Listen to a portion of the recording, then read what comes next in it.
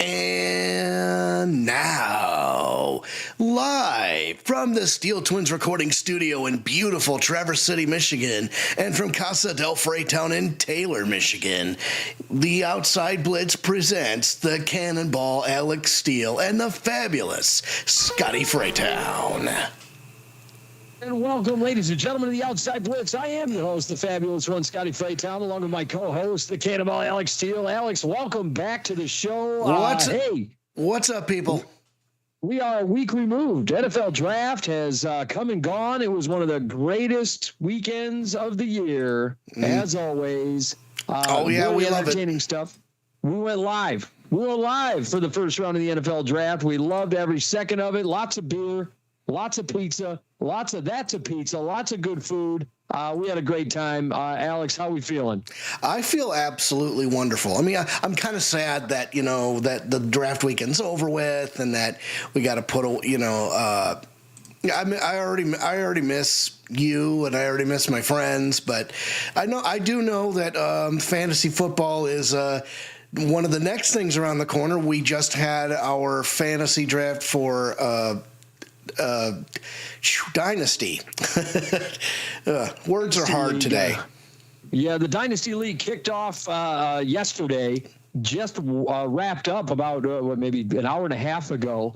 And it was great, and people are already making trades. That's one thing I like about Dynasty fantasy football. It's like a year-round thing, and trades just happen all the time. But this is where it really gets rolling as far as our league goes. Everybody is just on point, making trades, making moves, and everything just kind of gets fired up a couple of weeks before the Dynasty draft. So it's a good time. But folks, speaking of drafts, we got a lot of stuff going on. The NFL draft. We're going to be talking a little bit about the AFC draft grades today for all the AFC teams. Next week, we'll be covering all the NFC teams.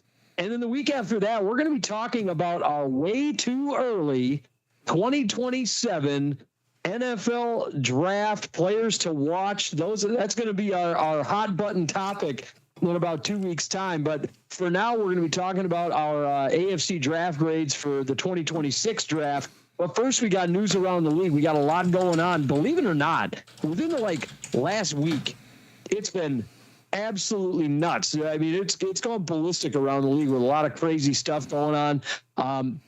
Alex, let's jump into a few of these news stories. First of all, let's jump into the Steelers stuff. They got a lot going on right now. First, they have applied a rare unrestricted free agent tender on quarterback Aaron Rodgers. It gives them basically this happens almost never. This UFA tender, it grants the Steelers first right of refusal with the quarterback. So here's what this means. If Aaron Rodgers returns to the Steelers, return on a 10% salary increase, which would make his cap hit $15 million for the 2026-27 season. If a team does offer Aaron Rodgers a deal that is higher than that $15 million, the Steelers will have an opportunity to match or beat that offer. The Steelers believe that this whole situation will be resolved in the next couple of weeks, but we've been hearing this situation is going to be resolved since, it was going to be resolved before the NFL draft. And now here we are. Aaron Rodgers, why is this become a yearly thing now? I feel like every year in the offseason we're on Rodgers watch. Is he going to retire? Is he going to stay? Is he going to go? Is he going to be on an ayahuasca retreat? Is he going to be doing some darkness retreat? What in the hell is going on? And I don't understand why teams put up with him. And in the meantime, and we're going to be talking about it shortly, the Steelers have since went out and drafted Drew Aller in the NFL draft. So that's a thing. What the hell are we doing here, Alex? Do you think Aaron Rodgers is going to be back? I honestly don't know. It is that level of uncertainty that, it kind of puts the ball in Aaron Rodgers' court. NFL teams are kind of sweating and, rubbing their hands together, and things of that nature. But I'm getting a little bit of an echo on the other side, but it could just be me. But he should be fine over there. But no, if we're talking Aaron Rodgers has always been a controversial figure. He always has. And, for the past several years, it's always been something else. Is it ayahuasca this week? Is it, is he going to go to a different team? Is he going to retire? This and that. I mean, we've asked these questions already. But the fact that the Steelers drafted Drew Aller in the draft, it's a good pick. I would think that, of course, Pittsburgh is preparing for their future, and Drew Aller is their quarterback of the future. Now, how long he sits on the bench, is left to be desired. But you also have a quarterback room that includes Mason Rudolph and Will Howard. So I'm like, it's kind of a peanut gallery when you think of quarterback rooms. It's Aaron Rodgers, maybe Drew Aller, and everybody else. We don't know what Will Howard's going to bring to the table, but we were thinking that when Will Howard was drafted, he was going to be the guy of the future. Yeah. I mean, and that's the confusing thing when it comes to the Steelers quarterback room. You look at the situation that they're currently dealing with, right? And it's like, is Will Howard that guy? And this is a national championship winning quarterback, right? And we kind of saw him at the combine, and I'll be frank with you, when we watched Will Howard at the combine, we saw them interviewing Will Howard, and we're like, what in the hell are you interviewing him for? He stunk today. And we felt like it kind of sunk his draft stock a little bit, and a lot of people were hyping him up, and I didn't understand what people were looking at because he did not look good. But he's been backing up the Steelers quarterback room. He's been sort of a third stringer, dealing with a little bit of an injury issue last year, and then at the same time you have Drew Aller, who just gets drafted. I mean, it makes you wonder: is Mike McCarthy not sold on Will Howard? Is Mike McCarthy more sold on Drew Aller? Is what's going on? Mason Rudolph still hanging around there? We don't know what the hell's going on with Mason Rudolph. They're going to trade him for. Are they going to trade him for a pack of gum and a flat tire? Like a 7th round pick. Yeah, I mean, and is Mason Rudolph even worth that? I mean, Mason Rudolph is getting a little long in the tooth here. I mean, he's been a backup forever, and it's just like, what are we doing? And Aaron Rodgers, I feel like it's just nonstop drama. With Aaron Rodgers, it's just not worth it anymore. At a certain point, it's like, enough is enough. I'm done. I'm so done. And so the Steelers, now they have this big quarterback controversy going on because Aaron Rodgers just can't make up his mind. It's like asking my wife what's for dinner. She doesn't know, and neither does he. It's like, goodness gracious. So we got to figure out what's going on with Aaron Rodgers. But the Steelers also have other stuff going on. They have decided to decline a 5th-year option on former 2023 first-round pick offensive tackle Broderick Jones. So they declined the 5th-year option on him. If you look at the numbers on Broderick Jones, they have not been good. He has struggled mightily. This last year, just a 57.7 PFF grade. 50.6 run blocking grade, just a 59 pass blocking grade. I mean, it was just bad. The year before that, similar stuff: 58.5, 54.6. His best run blocking grade, a 64.2. Broderick Jones is one of those guys that hasn't panned out for a first-round pick. As an offensive tackle, you think they would try him inside, but they've left him outside. They're not picking up the 5th-year option. They're going to let him walk. I don't blame him here. Do you? No, at this point, and again, we come across that infamous phrase, former first-round pick. With numbers like that, it's obvious that there's something going down. And that's his stock as a Pittsburgh Steelers offensive lineman. So, at some point you do have to cut bait. I'm sure there are other free agent prospects out there that the Steelers can, negotiate some terms with. What I'm thinking, and yeah, I'm all about that. Broderick Jones, it's time. It's time to go bye-bye. And he's not going to be in a Steelers uniform much longer. And also the Steelers go out and sign defensive end Dean Lowry to a 2-year extension. I actually don't mind this. Lowry's been in the league for a long time. Former Minnesota Viking. Now, and he's been a Pittsburgh Steeler for a hot minute. I think this is a good signing. They get him on a 2-year deal. Good guy to keep around. Good veteran presence. I'm absolutely 100% fine with this deal. And they get him on a dime. So yeah, good move by the Pittsburgh Steelers, keeping Dean Lowry hanging around. I like this move. How about you? Yep, I mean, I like it too. You know, you have a proven player that you have. You know, and he's a defensive end as well. You know, and it's. I have a hard time saying that he's like a reason that the Pittsburgh Steelers defense has been good, but at the same time, I mean, like you said, you know, when you have a quality player that kind of flies under the radar and doesn't really like make too many headlines, but he does the job for you, and when you call upon him and he does what you ask him, you know, you want somebody like that around.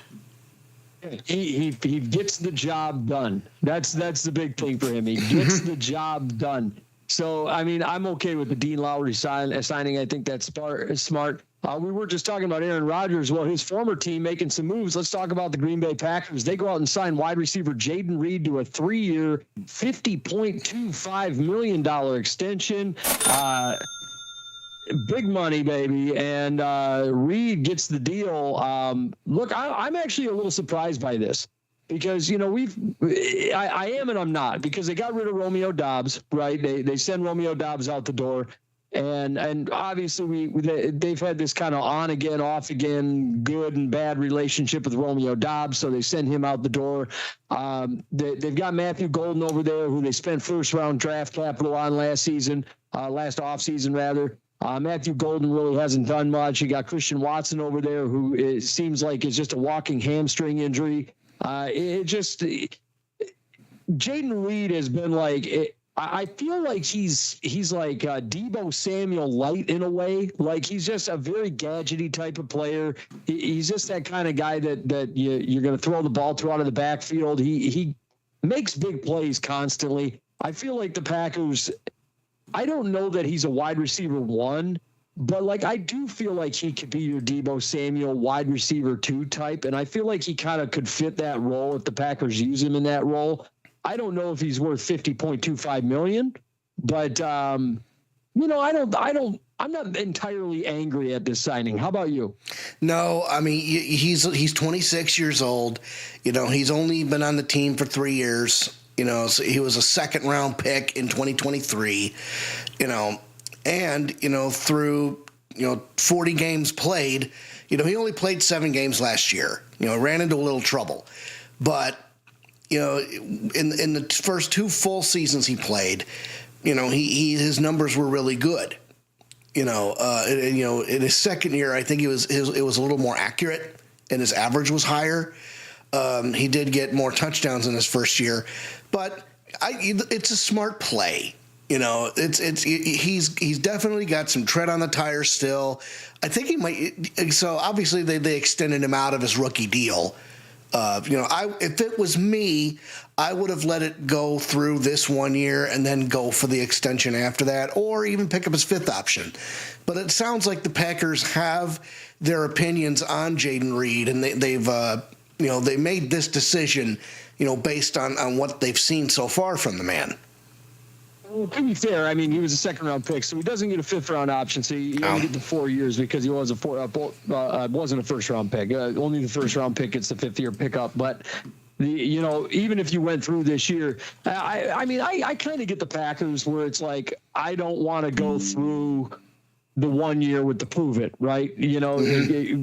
I understand what you're saying. Go through 1 year, make it a prove it deal. But then if he does prove it, now you're talking big money, and you're going to have to deal with that big money. Otherwise, he's just going to be walking out the door to free agency. To use a Super Troopers term, your balls are this close to the bandsaw, right? So at that point, it's like, all right, well, what do we want to do here? Let's go ahead and say, just sign him to the deal. We know he's going to produce in some sort of way. As long as he's healthy, he produces. So get him on kind of a reasonable contract, a more reasonable contract than if he blew up like, 1,300 and 1,400 yards. Because if he did that, then you're going to be talking about a $25 to $30 million receiver, right? Yep. So they're getting him on this type of deal, which I kind of understand. And the other thing you have to keep an eye on is cap space, and cap hit. If you have a bigger deal, later on, you're still going to have to eat the cap space, especially if stuff doesn't work out. Here, if things don't work out, you have the option to just, cut your losses and seek help elsewhere. They're doing the right thing here. I didn't at first. It was like, I don't know if he's worth it, and then I'm like, well, maybe he is. This deal might actually be smart on the Packers, and they're over here playing chess while the rest of the league and myself are playing checkers. But I digress. Next up, let's talk about the Packers doing the other smart thing. They pick up the 50-year option on linebacker Lucas Van Ness. He's a former 2023 first-round pick. I really like the fact that they picked up this option. I like Lucas Van Ness. I think he's a rock-solid player. The Packers do the right thing. Just a stud player on that defense, and I think they're going to have this guy for the long term. You got about another year, and then they got, obviously the 5th year. They're probably going to be issuing a big-time extension to him, and they're going to wind up keeping him around for the long term. What do you think about this pickup here? Absolutely stunning. He was a pick 13 in 2023. So obviously, he's that big Iowa. He's a big Iowa corn-fed dude, 6'5", 272. He had 84 total tackles, 58 total tackles in his career. Recorded 8.5 sacks, had a forced fumble and a recovery. So he had a turnover. I believe that was in 24. So, you definitely have a utility player. You got some beef, who has some speed, and it's a smart move by Green Bay. Very capable asset there. I agree with you. I think he's a perfect fit for what they're doing on the defensive side of the ball. Great tackler. He's got good vision. I just think he's one of the better linebackers in football. One of those kind of unsung type of linebackers that not enough people talk about. Lucas Van Ness, he's fantastic. Elsewhere around that division, let's go ahead and talk about the Chicago Bears. They got some stuff going on. First of all, offensive tackle Darnell Wright's 5th-year option was exercised. That was announced by general manager Ryan Poles. He confirmed that. I actually like that a lot. I think Darnell Wright, he's been really good for them. The Bears have done a really great job putting together an offensive line over the last over the last year, really. 2 years ago, that offensive line was getting Caleb Williams killed. And then over the last year, this last season, Caleb Williams was so well protected and well taken care of that Bears offense was humming, especially after about week 2. They were just rolling. And the Chicago Bears, they do the right thing. They go out and get Wright's 5th-year option. Perfect. I think that's the most brilliant thing they could have done there for that offensive line. Yep. It's proving now that, the Bears are starting to turn a leaf, as far as organization wide is concerned. I mean, we always kind of thumb our noses at the family that owns it. Although I think one of the older owners, passed away recently, but at the same time, getting Darnell Wright, and getting him back on track, I think it's a no-brainer. I mean, you need that kind of firepower up front, to hold back those defensive tackles. Absolutely. He's been rock solid for them. And then the Bears linebacker TJ Edwards, who suffered a fractured fibula in Chicago's wild card win over the Packers. He told reporters that his recovery has gone well, but he isn't putting a firm timeline on his return to the field. He added that he hopes to begin playing in the summer. You would hope that TJ Edwards hopes to be playing in the summer, but the Bears, do they go out looking for another big-time linebacker, do you think? If you were the Bears, would you be going out looking for a free agent linebacker? Would you have picked one up in the draft to possibly start, what would you do here? I would have liked to learn this. I would have liked to learn this news before the draft so we can go get somebody if I was the Bears. But obviously they're going to have to go into free agency. I mean, yes, recovery goal. I'm not putting a firm timeline. That means that recovery is not going the way it is planned. And, we have, you have coach speak, you have players speak, you have reporters speak. But, we tend to, because of what we've experienced as fans over the last several years, you can sit there and go, okay, yeah, I know what that phrase means. I'm going to run that through my BS to English translator. That means TJ Edwards needs to be, we need a replacement on hand and we need it pronto. And the closest thing they got to a replacement for him, at least in the draft right now, is Keyshawn Elliott, the linebacker out of Arizona State in the 5th round. That was the closest thing they wound up getting. So, hey, good luck to you guys, I guess. I don't think I'm panicking as a Bears fan overall. But at the same time, it's not. You need every functioning piece you can get your hands on.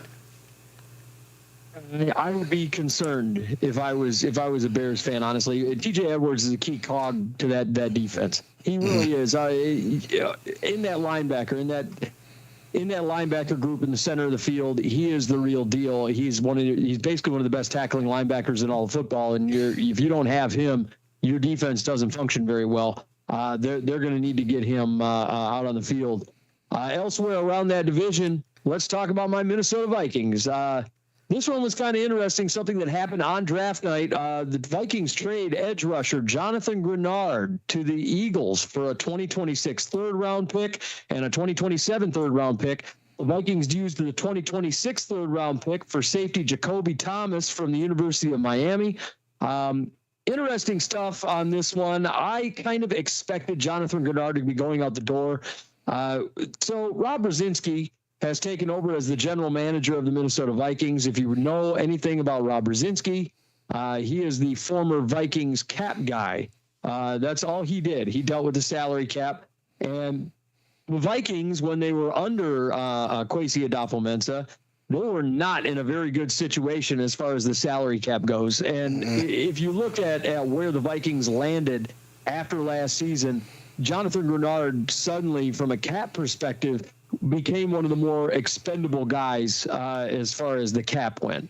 And unfortunately, here we are, Grenard, it was time to say goodbye, right? And I feel bad for that because Jonathan Grenard has been an integral part of the Minnesota Vikings defense, but we did go out and draft Dallas Turner in Detroit, right? And you draft Dallas Turner and it's sink or swim time. It's time for Dallas Turner to step up and be the guy, and either you're going to be the big time edge rusher or you're not the guy, or you're a bust, right? And so at this stage, you had to cut bait, you had to save the money, you had to get cap compliant, and that's exactly what Rob Brzezinski did. He winds up getting 2 third-round draft picks. I know a lot of Vikings fans weren't really happy about the return that we got on it. Some Vikings fans said, hey, this was the right amount.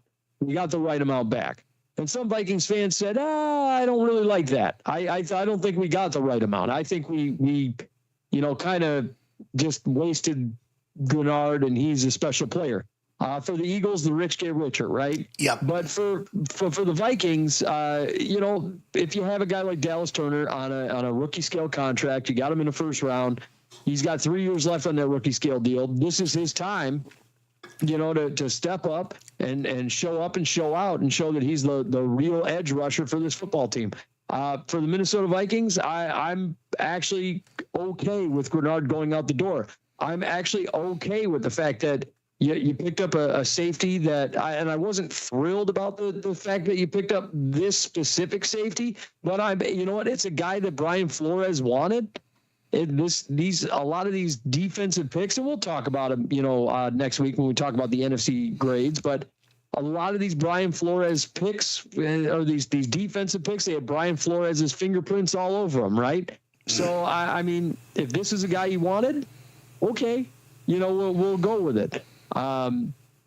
But at the end of the day, Jonathan Grenard going out the door, the rich get richer. Alex, where are you at on this? Do you think the Vikings made the right move? I mean, I think so. There are arguments that can say, either way. You have you picked up a 2027 third round pick. Obviously, you spent the 26th one on Jacoby Thomas, but I don't think this is a bad thing. To your point, Dallas Turner was drafted in Detroit for a reason, and that reason is that you have to prepare for your future. Well, the future is now. So, if Jonathan Grenard, still has some tread on the tires, but you have a fresher player, chomping at the bit, ready to step into that role. Let him step into that role. Brian Flores, has a plan. I firmly believe he has a plan, and and we'll see what happens when they take the field. I guess. I mean, I've always been a wait till I see it kind of guy. I don't really have much when it comes to like depth perception. I guess I have a little bit more depth perception when it comes to my team, the Detroit Lions, but that's just me, having, inside, not inside access, but I've watched a lot of their games over the years, and I can see patterns. I can see like how the organization thinks. I'm sure just as I'm sure you can, see how your organization thinks or doesn't think. Right. Yeah. But, for my money, I think they did the right thing by, look at it. They gotta finish the move by saying, Dallas Turner, you're the guy. But if you're gonna save cap by getting rid of Jonathan Grenard, it was an act of necessity. Yeah, and that's exactly what it was. That would probably be the best way to put it, right? It was an act of necessity. You had to get cap compliant. You had to get the draft pick, the capital. You had to get the draft picks and make the moves that you needed to make to fix your team and go younger and go more fiscally responsible, right? Yep. They blew all that money on free agency last year for Javon Hargrave and Jonathan Allen, and neither of those guys panned out. So here we are, and that's just what it turned into. And we'll talk about the picks that they made, but at the end of the day, the Vikings, they're making moves. And speaking of that general manager, now that the NFL draft has concluded, Vikings have said that the search for a new general manager is underway. Rob Brzezinski, who was the cab guy, we just talked about him. He's been serving as the interim general manager. He has reportedly expressed interest in taking over the job fully. So we're going to find out. There's another guy that just left the Philadelphia Eagles, their assistant general manager. And Vikings fans are kind of tabbing him, kind of saying this could be the guy. So we're going to see who that new general manager is going to wind up being. But at the end of the day, we're looking for a new general manager. In the meantime, Brzezinski continues to make moves. The next big move, they go out and pick up the fifth-year option on 2023 first-round draft pick wide receiver Jordan Addison. So Addison gets his fifth-year option picked up. No surprise here.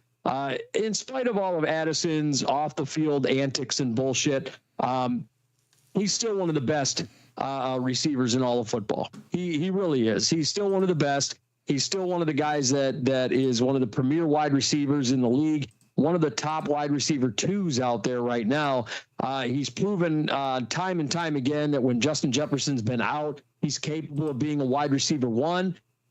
I actually am really feeling this move right here. Get the fifth-year option done. I don't think Addison is going to wind up being a Viking after these next two seasons are over with. Maybe even after this season, you could see Addison getting dealt because of all the off the field stuff. But I just don't know when it comes to Jordan Addison. I have two schools of thought on this. On the one hand, you do need to get rid of him because what the heck else kind of trouble can he get himself into? And you always have that question in the back of your head.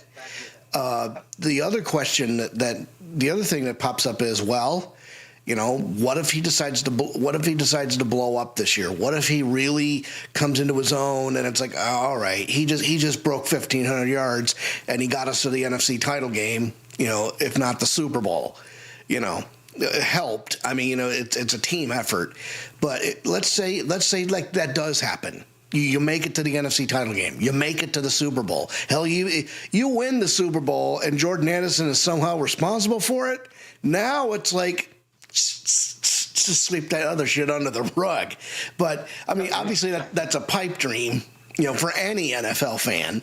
So we have to think realistically here. But even if you make a deep playoff run, and even if Jordan Addison produces and does it consistently, then you have to have a conversation.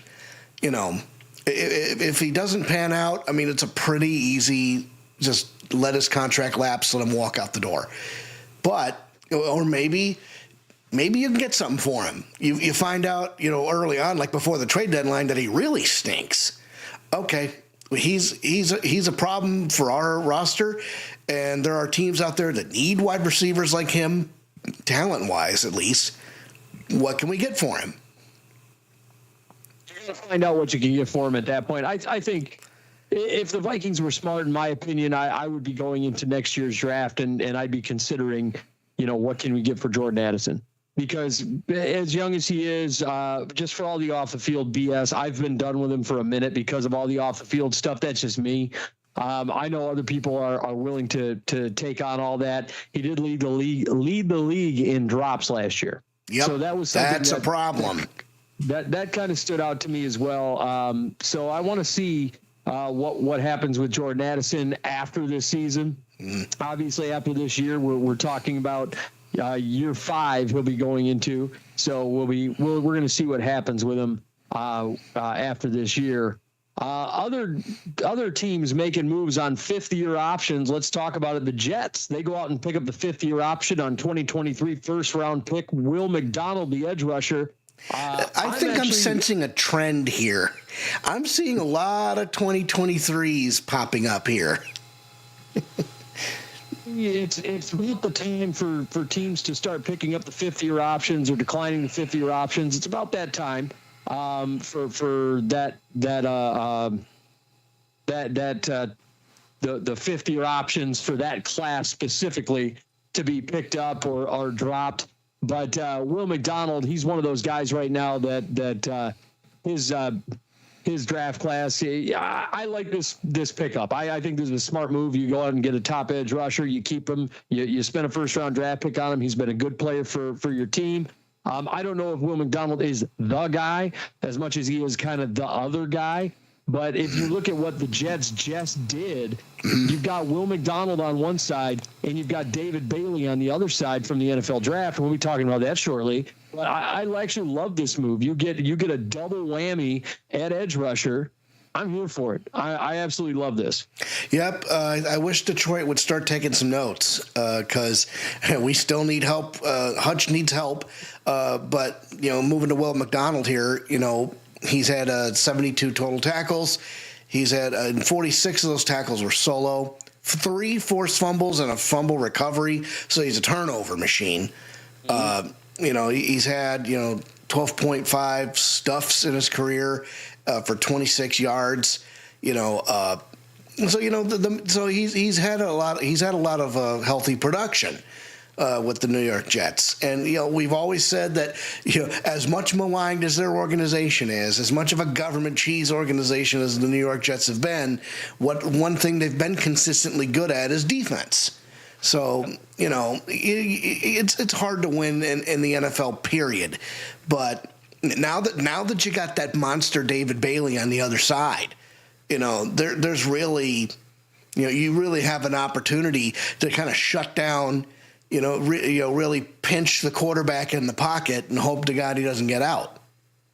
The thing that's kind of interesting about Will McDonald is as I almost feel bad for him. Last year, the Jets, it was probably the worst we've seen the Jets defense play in quite some time, right? I mean, it was the worst. I mean, no turnovers. You got literally had 0 interceptions last year. Yeah. How is it in today's NFL that you play an entire season without a single interception? It's even another thing of it there. If you had 0 turnovers, period, that's even worse.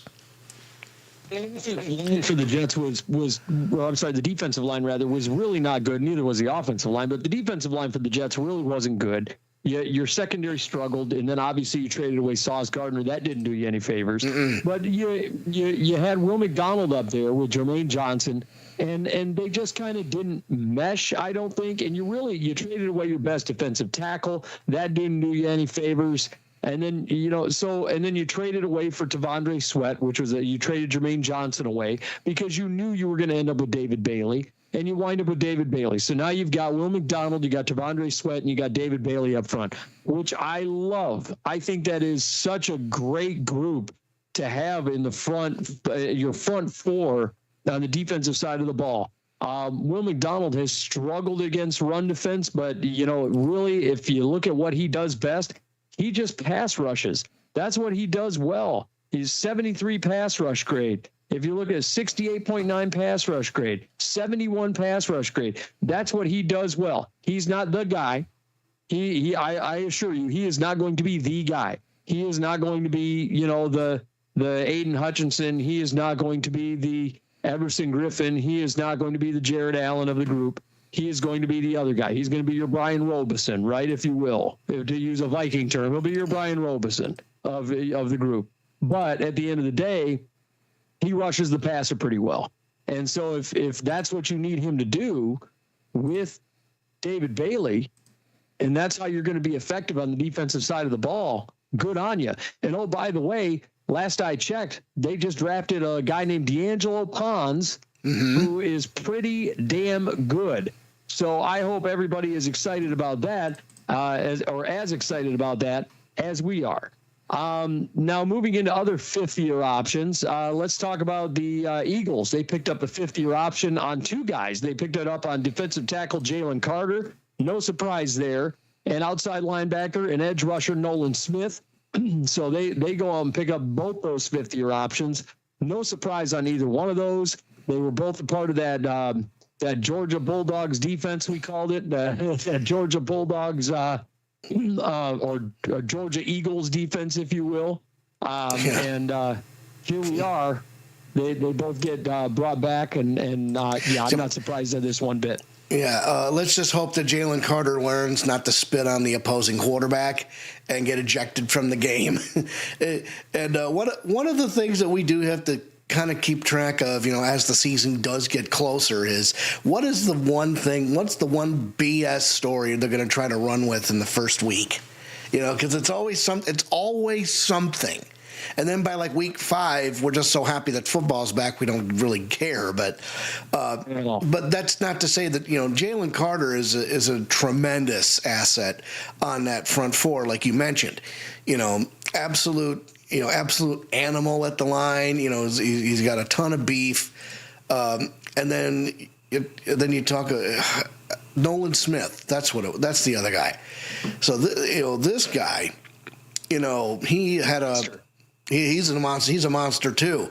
Had 10.5 sacks in his career, 2 forced fumbles, and he recovered. He had 2 recoveries. He's both. The Philadelphia Eagles, I've always said this, left and right. We always say, the rich get richer, but there's a reason for that. This organization has always been one of the savviest in football. They kind of understand the game, and they understand what their team needs are. Yeah, Nolan Smith, speedster off the edge. That's what he does well. He comes off the edge really fast and hits the quarterback. I really like Nolan Smith a lot as an outside linebacker. Fifth-year option. Also, let's talk about Zay Flowers for the Baltimore Ravens. They go out and pick up the fifth-year option for him. No surprise here. Zay Flowers has been really great for them. As long as he keeps the attitude in check, I really like Zay Flowers. He's produced numbers ever since he's come into the league. I'm here for it. Give me Zay Flowers on a 5th-year option. Absolutely. I can't believe he's been in the league this long already. It doesn't seem like he has. No. But yeah, Zay Flowers, I'm 100% in on him. If I'm the Baltimore Ravens, I like this one. Yeah, absolutely. I mean, he's obviously one of your best receivers, and Baltimore's gone through their fair share of receivers. I mean, I believe they had Anquan Bolden at one point. I think they had Hollywood Brown, then they traded him off to the Chiefs. I think he had some time in Arizona too, but Zay Flowers, I think I am probably going to say that Zay Flowers is their wide receiver 1, and they have a pretty impressive.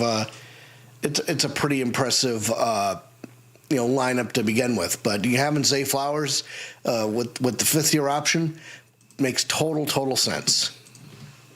Easily the wide receiver 1 over there, not even close. But the Ravens making other moves too. Defensive tackle Nnamdi Madubuike, he goes out and undergoes neck surgery. The doctors now, Madubuike, if you remember, he was out, or Madubuike rather, that's how you pronounce his name, but he was out for a significant amount of time last year, and because of the neck issue, he winds up having surgery. Doctors believe he's going to be able to resume playing this season. So that's great news for the Baltimore Ravens, getting him back. He's one of the best defensive tackles in all of football. And they're going to wind up getting the big man back on the field. Tyler was, the resident Ravens fan, was not in a good mood when they lost him. And now he is super excited to have him back. Well, I mean, if I was a Ravens fan and I knew that Ndubike was on the shelf for the rest of the year, especially when you're right on the edge of the playoffs and it comes down to week 18. I'm pretty sure they could have used him in that Week 18 slugfest, and I think things would have gone a lot differently. They wouldn't have had to rely on a kicker going wide right. So, you keep that man healthy, and, you can see that Baltimore defense return to form. See it return to form in another way as well, because a guy who is timeless, he is absolutely timeless, defensive end Calais Campbell, is returning to the Ravens for his 19th season on a 1-year deal. Holy smokes. This dude plays at such a high level still for a guy who's been in the league for 19 years. And as a defensive end, he plays still. I mean, he's amazing. He's so disruptive, and he plays at just a higher level than some of the younger guys in this league. It's incredible to watch. He keeps himself in better shape when a majority of the defensive ends in this league. I'm here for Calais Campbell coming back to the Ravens. You got to love that, right? Oh, I love it. It's a tremendous. It's great to see that somebody somebody who's been around since Ed Reed, somebody who's been around since Terrell Suggs. And it's like you could point to all those guys and go, "Yep, I shared a field with those guys." And 19 years is quite a long time to dedicate to one team, let alone being, let alone being in the NFL. He's dedicated to one team. He's been with the Miami Dolphins. I think he was with the Raiders. He's been a little bit of a journeyman for a while. I think he went to the Vikings for a little while. He's been around. But, being with the Ravens, though, I think it's a great fit for him. He's been with the Ravens. I think he's been with the Ravens a handful of times, if I'm not mistaken. I think he's been 2 different tenures with the Ravens, I think. Yeah, I'm going to go look that up real quick because, he spent the first 8 years of his career. So he was drafted in 2008. Okay. Yep. That gives you an idea. George W. Bush was still president of the United States. So, but yeah, so I'll talk about a throwback, but, but he spent the first 8 years in Arizona. Then he spent a couple years in Jacksonville. He spent 3 years in Baltimore from 2020 through 2022. Then went to Atlanta, then went back to Miami, and then went back to Arizona, and here we are again. I think he really just wanted to touch on each of the NFL teams he's visited before, before he really hangs them up for good. But I think timeless is a very apropos description for this man. He's just been around the league forever. He's still, like I said, playing at a super high level. Is Calais Campbell. So here we are, back to the Baltimore Ravens. But the Ravens make an interesting move here, and I want to talk about it because I think this move matters.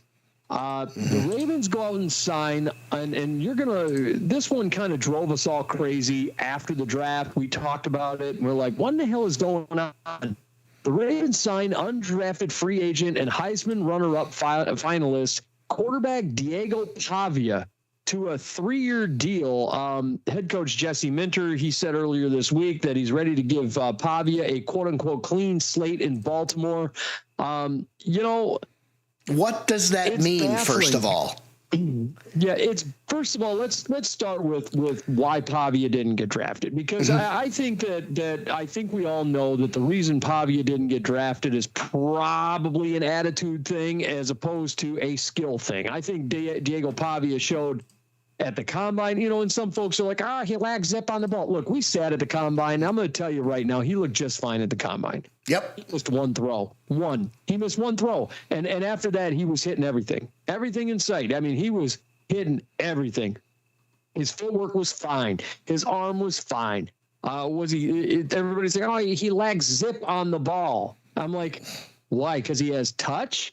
Because he's not fucking throwing darts? Like the guy didn't need to fucking throw everything he had into a pass here. He has good touch on the ball. That's what it was. And a lot of those passes that you're throwing and a lot of those routes you're throwing at the combine are based on you having good touch on the ball. He did a really good job at the combine. I saw something entirely different at the combine than what other people saw at the combine and what a lot of other people saw. I thought Diego Pavia was excellent at the NFL Combine. I thought he did well at the Senior Bowl. I liked Diego Pavia. I liked him during the season. He was a guy that we've talked about ad nauseum.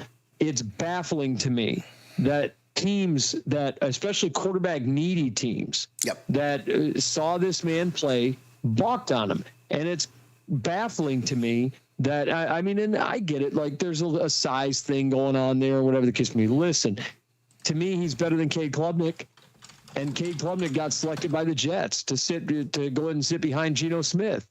He's probably better than Drew Aller, and Drew Aller is now sitting behind Aaron Rodgers. He's better than certain quarterbacks that went in this draft.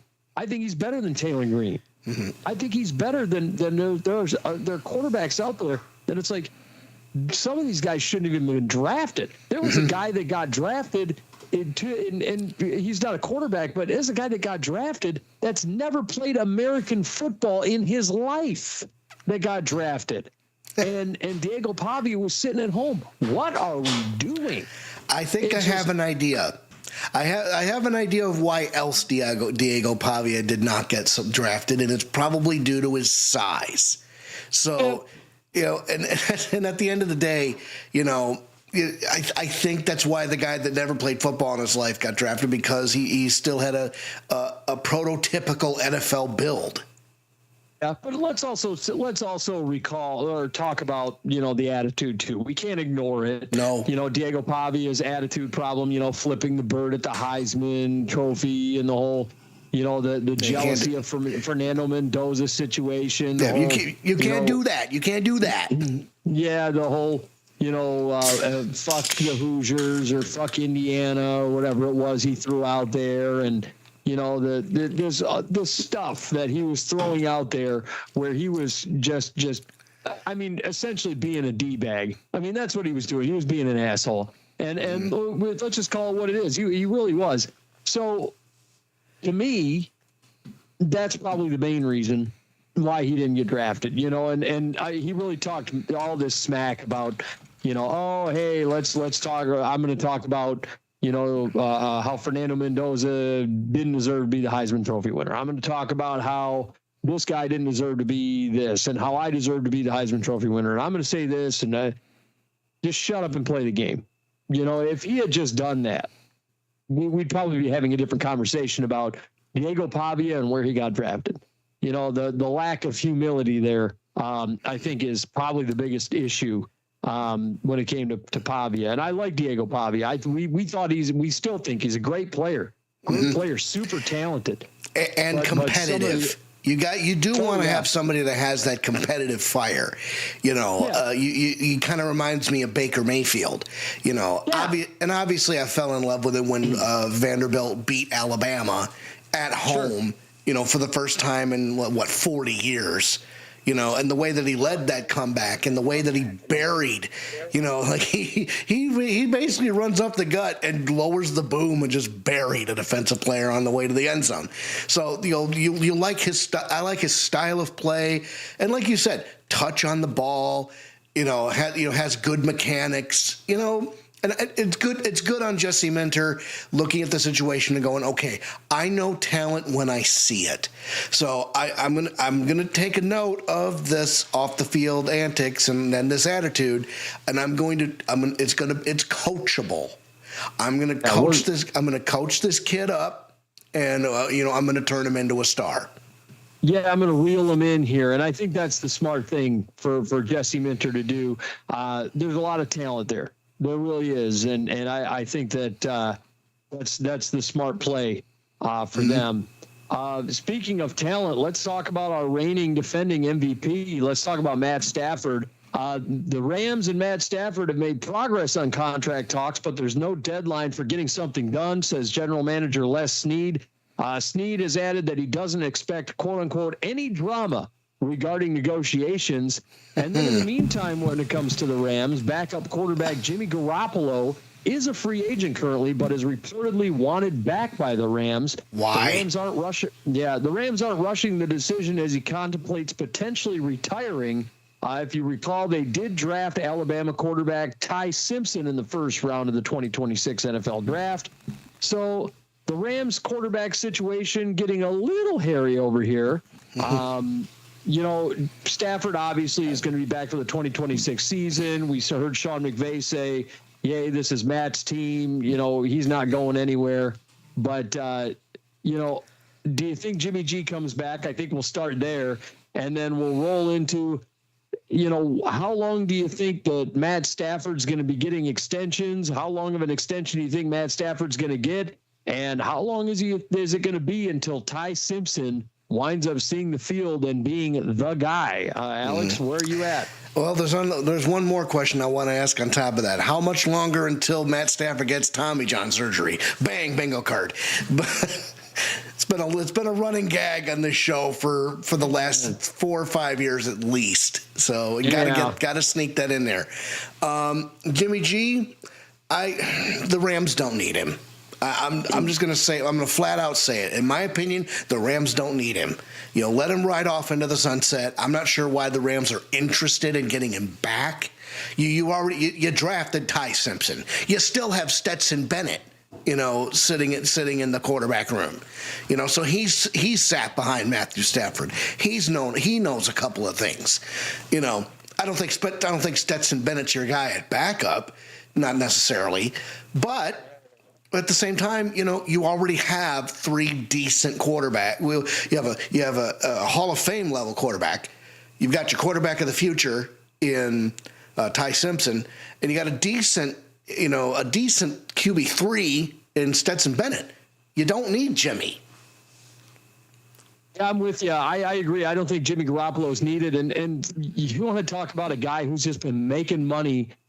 Yeah, basically being a clipboard guy for the last 3-4 years. I mean, Jimmy Garoppolo has just been raking in dough for a couple of years, just being the clipboard guy. I'm like, oh, okay, this is entertaining. And then his former team is making moves as well. The 49ers. First and foremost, the Niners go out in the middle of the draft. They went out and traded linebacker D. Winters to the Cowboys for pick 152 in the 2026 draft. They packaged 152 and 58 to get pick 70 and 107. Now get this. So they deal D. Winters.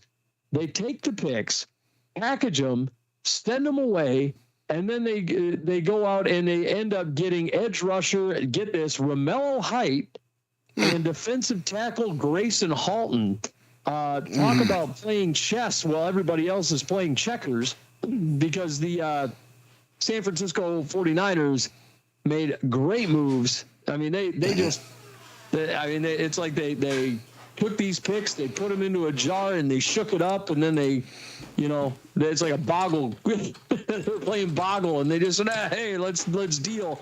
And they get Grayson Halton and Romello Height out of it after dealing them away. But, man, great moves. And then on top of it, to add to it, D. Winters, the linebacker goes to the Cowboys. So the Cowboys get their replacement for Logan Wilson. Man, I love this. This is phenomenal. The really good for both teams, it turns out. And, both teams improve in big ways. The Niners go younger. They fill 2 slots. We really loved both those guys, Romello Height and Grayson Halton. Yep. I think those are excellent fits for the Niners. And then you go over and you talk about D. Winters going to the Cowboys. Excellent fit for what they need. Fills a hole for them. And then also helps their defense in a monumental way because it's frickin' D. Winters. Yep. This is just great for all sides, right? Yep, everybody's happy. And, the Niners are they've always been one of the craftiest and one of the most, what's the word I'm looking for? But, best organizations in football as far as, plotting out trade moves. I think it's going to hit me in the face, one of these minutes. But I'll tell you what, but yeah, this was a really great trade. I mean, and again, Niners are playing chess. Dare I say 3D chess. They're really, they're a shifty organization, but in a good way. Navigating the cap really well as well. I mean, they're doing everything right. And you want to talk about 3D chess? Well, if that's 3D chess, they're playing 3D battle chess because the Niners go out and sign offensive tackle Trent Williams to a 2-year, $50 million extension. So they get basically the best offensive tackle in all of football. Yes, sir.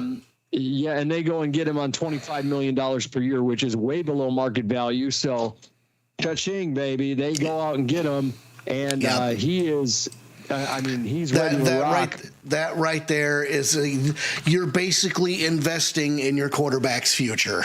If you do not have Trent Williams on your line, you're not winning football games. Not in that division. Unless you're going to go out and find an offensive tackle in the draft, but you're going to have to develop somebody, and you better have a guy that's coming out of the draft that is a, once-in-a-lifetime type of talent. That's just kind of what that is. The Niners are still attempting to trade wide receiver Brandon Ayuk as well after the draft. They went out and drafted Dazon Stribling, 33rd overall in the 2026 draft. So Stribling's a really good player. I think he actually is going to wind up being the wide receiver 2 behind Mike Evans. I think he's better than Ricky Pearsall. And I think Ricky Pearsall is kind of cooked, if I'm being honest with you. I think the Pearsall project just hasn't worked out in a way that everybody kind of expected it to. I mean, poor fella got shot in the chest, and he still made it into the league, so good on him. But like you said, I'm wondering what they can get for Ayuk, and is Ayuk cooked? Because we saw what happened, after that monumental season in 23 when they made it to the Super Bowl. And then after that, he was late for camp, and then he got hurt, and now it's like he's a shell of his former self. He's almost damaged goods. Yeah, there's an attitude problem there, a major attitude problem. So I want to see what happens with him. Moving forward. Speaking of receivers getting signed, let's go ahead and talk about the Cowboys signing wide receiver Marquez Valdez-Scantling to a 1-year deal. MVS getting signed. The journeyman. I mean, he keeps popping up in the league, and here we are again. Yep. I mean, good on them. It's honest to goodness. He's the guy that caught the pass in the Super Bowl to put the Chiefs right over the top. And it's like when you need a play, when he's there, it's the rare MVS sighting, and but this is a good pickup for the Cowboys. This comes at the weirdest time, but the Cowboys make another good signing. They go out and sign kicker Brandon Aubrey to a 4-year, $28 million extension. And they go out and make him the largest paid kicker in NFL history, and rightfully so. He's other than maybe one other kicker, I would argue that Aubrey's got the biggest leg in football. I mean, 60 yards, no problem. Yeah, the guy's a stud. We love him. He's always consistently one of the top scoring kickers in the game. Mm-hmm. I think this is just brilliant. Good for the Cowboys getting Brandon Aubrey. They get him on $7 million per year. Just makes a lot of sense, right? He's worth every penny. Yeah. I mean, best kicker in football. Would you say at this current stage? Yes, at this current stage. For a long time, Justin Tucker was that kid. Was the best kicker in football. Now it's Brandon Aubrey, and it's not even close. Yeah, absolutely. Let's talk about the Colts. The Colts doing something interesting. They go out and decline the 5th-year option on quarterback Anthony Richardson. I guess I am not sold on the Anthony Richardson train, and I was never sold on him. And the train has jumped the tracks. Yeah, I'm not. I'm not sold on him. I'm not sold. Boots was always an Anthony Richardson guy, and I could never get behind him. I didn't like the throwing mechanics. He was always injury prone. The whole "I'm too tired to be on the field" thing. It was too much for me. I can't get behind him. Anthony Richardson, he's one of the biggest Colts draft busts of all time, I would argue at this juncture. I mean, you drafted him 3rd overall. Yeah. And I'm not surprised that the option hasn't been picked up. We saw the writing on the wall. I mean, you saw it. Mm-hmm. I waited I was waiting and seeing what would happen. You already saw it. And then I think the thing that broke me was when he went to the sideline, "Yo, dog, I'm tired." It's like, excuse me? You're in the National Football League. You don't get tired. When you're tired, you play harder than you were playing when you were okay, and that's what champions are made of. I mean, That's it. Yeah, I mean, you're tired? Okay, then you better find your 19th win and get your ass back out there. That's just how it's going. But, absolutely, I agree with you. So he loses out on his spot. It seems like Daniel Jones has officially won the starting job permanently there. And those are words I think we would have never said. But he was the starting quarterback for the New York Giants. So what do we know? Yeah, I guess. I mean, what the hell do we know at that point? Will we see Indiana Jones next year, like the good Daniel Jones? I don't think so. I hope so, but I think you're right. I think he was a one-trick pony. Yeah, I think he's about done. It was one episode of Daniel Jones, and that's all we really got. Elsewhere around that division, let's talk about the Titans picking up the 5th-year option on 2023 first-round draft pick, offensive tackle Peter Skoronski. I actually really, really like this pickup. I think Pete Skoronski is a great offensive tackle. He's a great run blocker. I really love the fact that they picked up this option. That's exactly what they needed to do. Mm-hmm. Really smart move by the Titans here, getting him on that 5th-year option. Yep, absolutely. Well, and for good reason. I mean, you have Cam Ward back there. This is year 2 or 3 for Cam Ward, and you need somebody to protect him. And this is the guy to do it. One of the guys to do it. You definitely need a left tackle to help watch his blind side, but overall, I mean, this is what you need right here. Absolutely. Another guy getting his 5th-year option picked up, the Bucs. They go out and pick up the 5th-year option on 2023 first-round pick, Kalijah Cansey. Nice defensive player there. So they go out and they pick up the 5th-year option on him. Again, another really smart move by the Bucs. They shore up that front 7. I'm here for it. It's exactly what you need to do. You shore up your front 7. And then the Bucs making other moves, though. They go out, first of all, let's talk about a retirement. First, former Bucs and Chiefs offensive tackle Donovan Smith. He won a Super Bowl with both those teams, with the Bucs and the Chiefs. He retires after 9 seasons. He had 8 seasons with the Bucs. So, sad to see him go, but there's an applause for him. And we've come to the end of the road. It's terrible. It's so bad. Donovan had to let go. No more Super Bowls, no more Pro Bowls, only ice cream bowls. Oh, hang on. Happy retirement. Well, we had another retirement. Safety Justin Simmons retired as well after 9 seasons, which I was actually very surprised by. Played for the Broncos for several years. Played with the Atlanta Falcons. Justin Simmons is one of the better safeties that's been around for like the last decade. So for him to retire, I was like, whoa, that one was out of nowhere. Yeah, that was. No, you don't have to. No, I don't. No, you don't have to sing again. But I hadn't thought of it until just now, but I won't. Oh God! But that one was one of the more surprising retirements because he still played at a really high level to Justin Simmons. So I'm a little surprised by that. But he winds up retiring. So happy retirement to Justin Simmons as well. Continuing on with the Bucs have officially entered contract negotiations with quarterback Baker Mayfield to try and lock him down long term. Do you think Baker Mayfield is going to get a contract that makes him the highest paid quarterback in NFL history? Do you think that's coming? Not the highest paid quarterback in NFL history. No. But I will say, they'd better get a deal done that'll make him happy because I think Baker Mayfield fits the best with this Buccaneers team.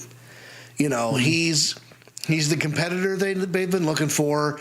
We thought he was going to be it in Cleveland. We thought he was going to be it in Los Angeles with the Rams. But no, I think that Tampa Bay is his home. I think Tampa Bay, he has a connection to the team. He has a connection to the organization. So I'm sure he's anxious to, get a deal done so he can continue playing. But highest in the league, highest in league history. I have my doubts.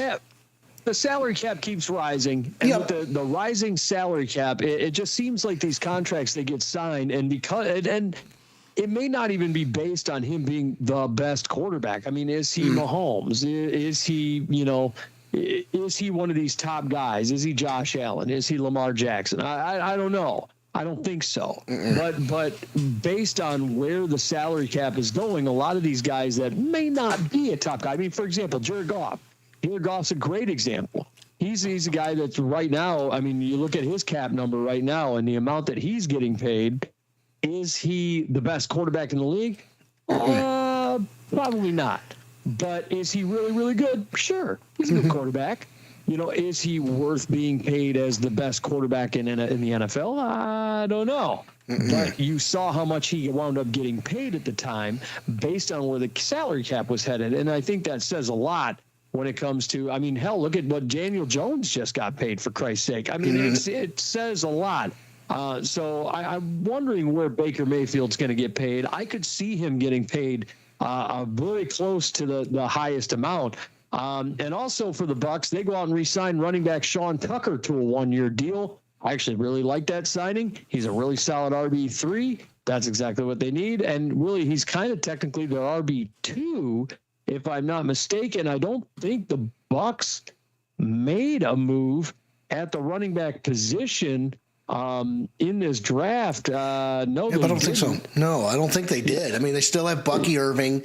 They still have Josh Williams, Owen Wright, and Michael Wiley. So, and Kenneth, they just picked up Kenneth Gainwell too.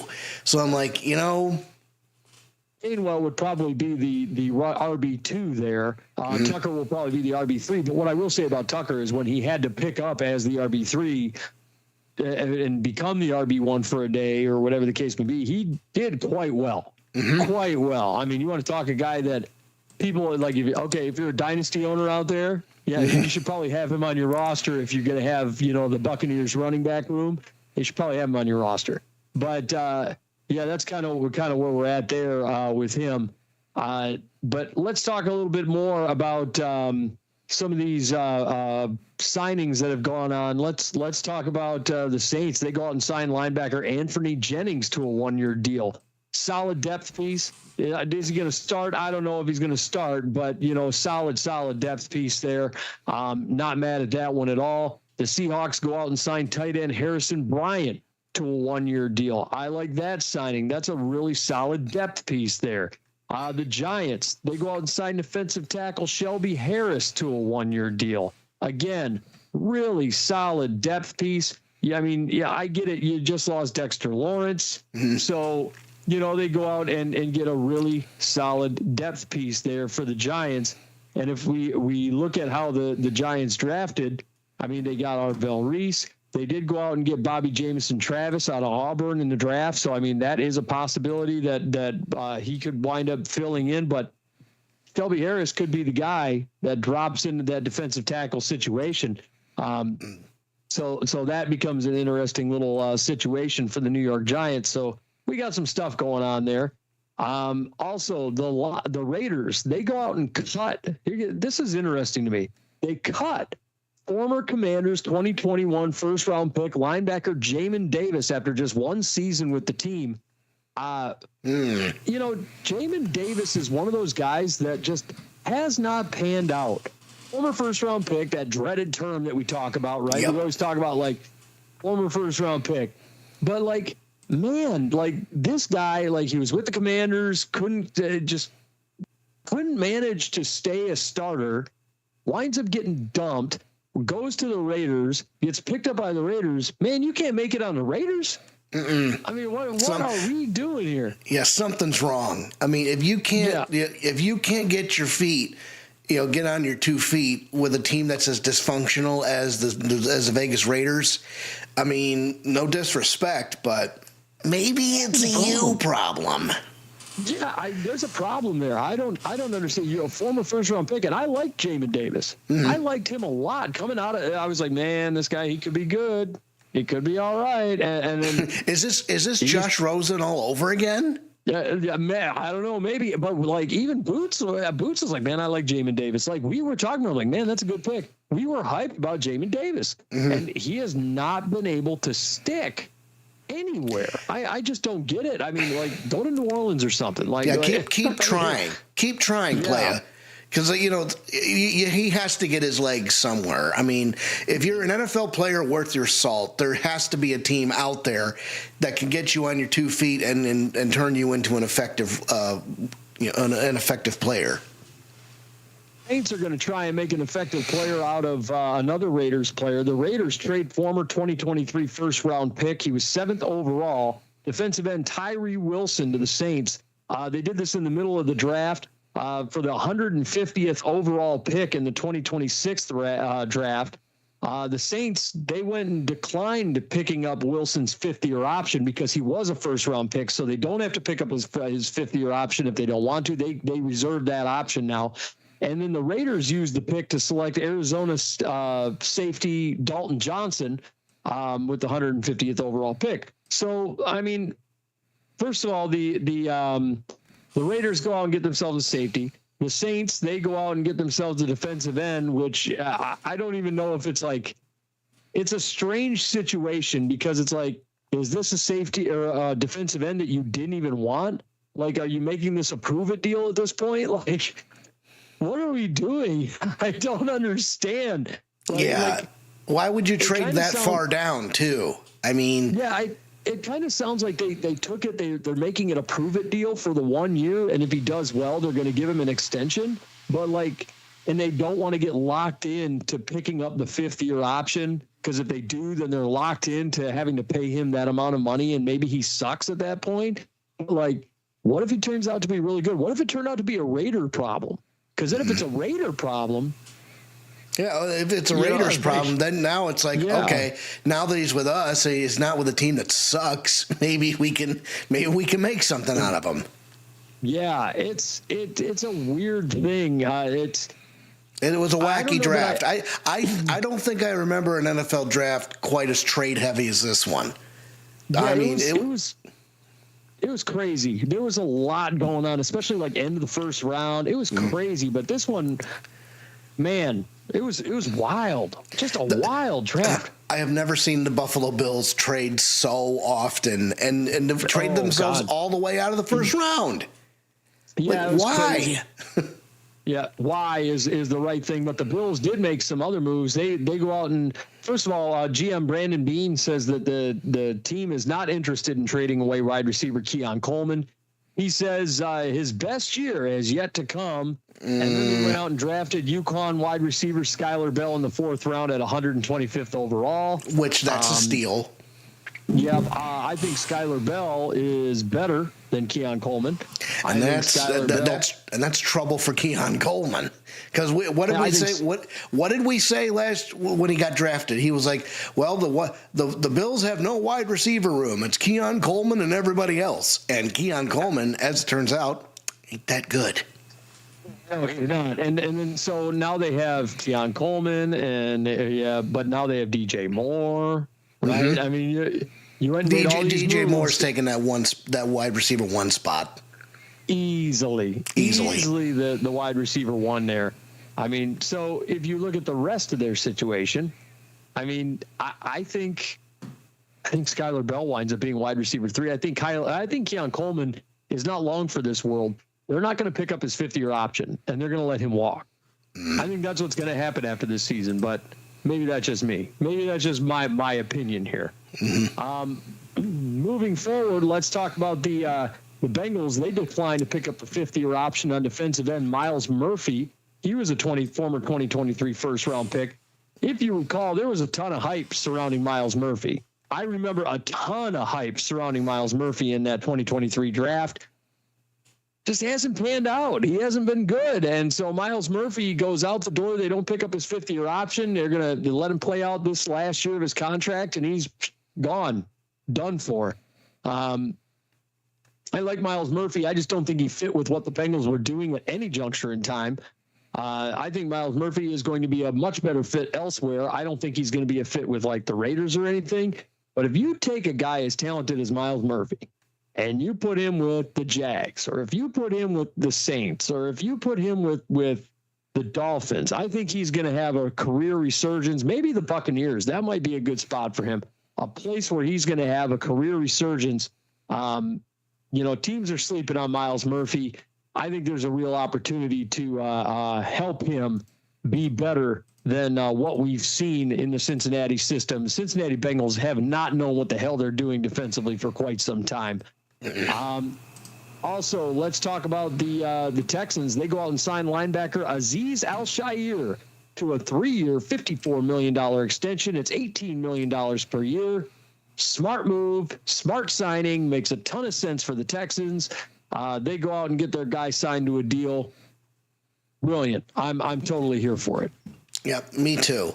Okay, I keep confusing him with a former Broncos player who might still be with the team, but in the last 2 years he was with Houston. Azeez Al-Shaair was with Houston. Yep.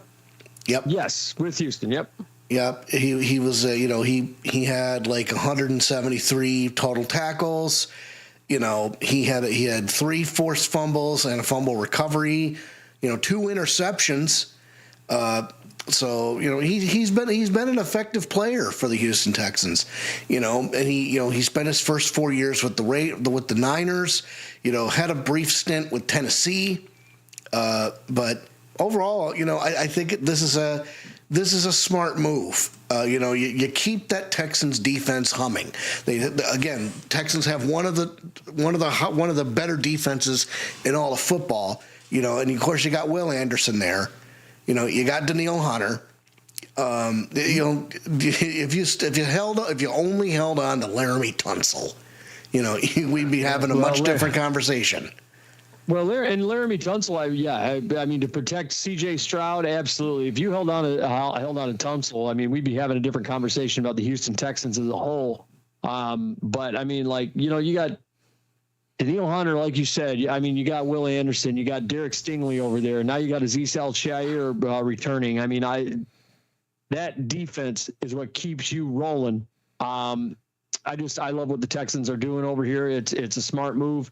And we're going to be talking about their draft shortly here because the Houston Texans, man, that team has shaped up to be one of the better teams around the league. And, man, they're just showing no signs of slowing down. They got themselves a steal in the second round. I mean, it's just looking at some of the players that they've gotten, goodness gracious. We'll be talking about their draft shortly. As for the Panthers, former second-round pick running back Jonathan Brooks, he has been officially cleared from his latest knee injury, and he'll be good to go for training camp, they're saying. Well, that's good news. Jonathan Brooks? Yeah. Can we see Jonathan Brooks? Yes. I think Carolina Panthers fans better hope so, because there was a lot of hype around this kid, and then of course he tore his ACL or had that leg injury. If it wasn't an ACL, I don't recall what it is off the top of my head, but we just know he was on the shelf for the rest of the year. And what are the two main commandments? What are the two main commandments we preach here on the Outside Blitz? Availability and reliability. And they both took a major hit last year. So let's just hope he can turn things around this year. Yeah, 2 years straight of not having him. I mean, it's been rough for Carolina and a lot of knee injuries, and I'd be concerned about lower body injuries moving forward if it was me. Free agent wide receiver Chase Claypool is attending the Packers rookie mini camp as a way to try out for the team. Interesting that Chase Claypool is still floating around the league. Got an attitude problem. I wouldn't touch him with a 10-foot pole, would you? No. I mean, I see the name and I'm just like, we have other options. Yeah, there's some eye rolling that goes on there every time we mention Chase Claypool on this show. Steel Twins Andy, dude, ew. that's where I'm at. When the package Andrew Steele says ew, we got a problem. Yeah, I'm with you there. Also, Falcons edge rusher James Pierce. He has entered an intervention program. If you recall, he had all of those felony charges. Oh, boy. Running from police and assaulting police and whatever else. I think it was evading police, and I just all this craziness that went on. He's got had a rap sheet as long as a CVS receipt. Yeah, I mean, it was just nuts. I mean, I don't know what in the hell. But the good news for him is he could have all his charges dropped if the conditions are met. That's exactly what it is. He could have all of his charges dropped if the conditions are met of the intervention program. So James Pierce, we could see him back in a Falcons uniform. Do you think that the commissioner is going to drop a suspension on him, or do you think that if all these charges get dropped, they're just going to let things go and move forward? Well, it depends on how well he does in his rehab. I think the Falcons organization is offering this man a chance to get right.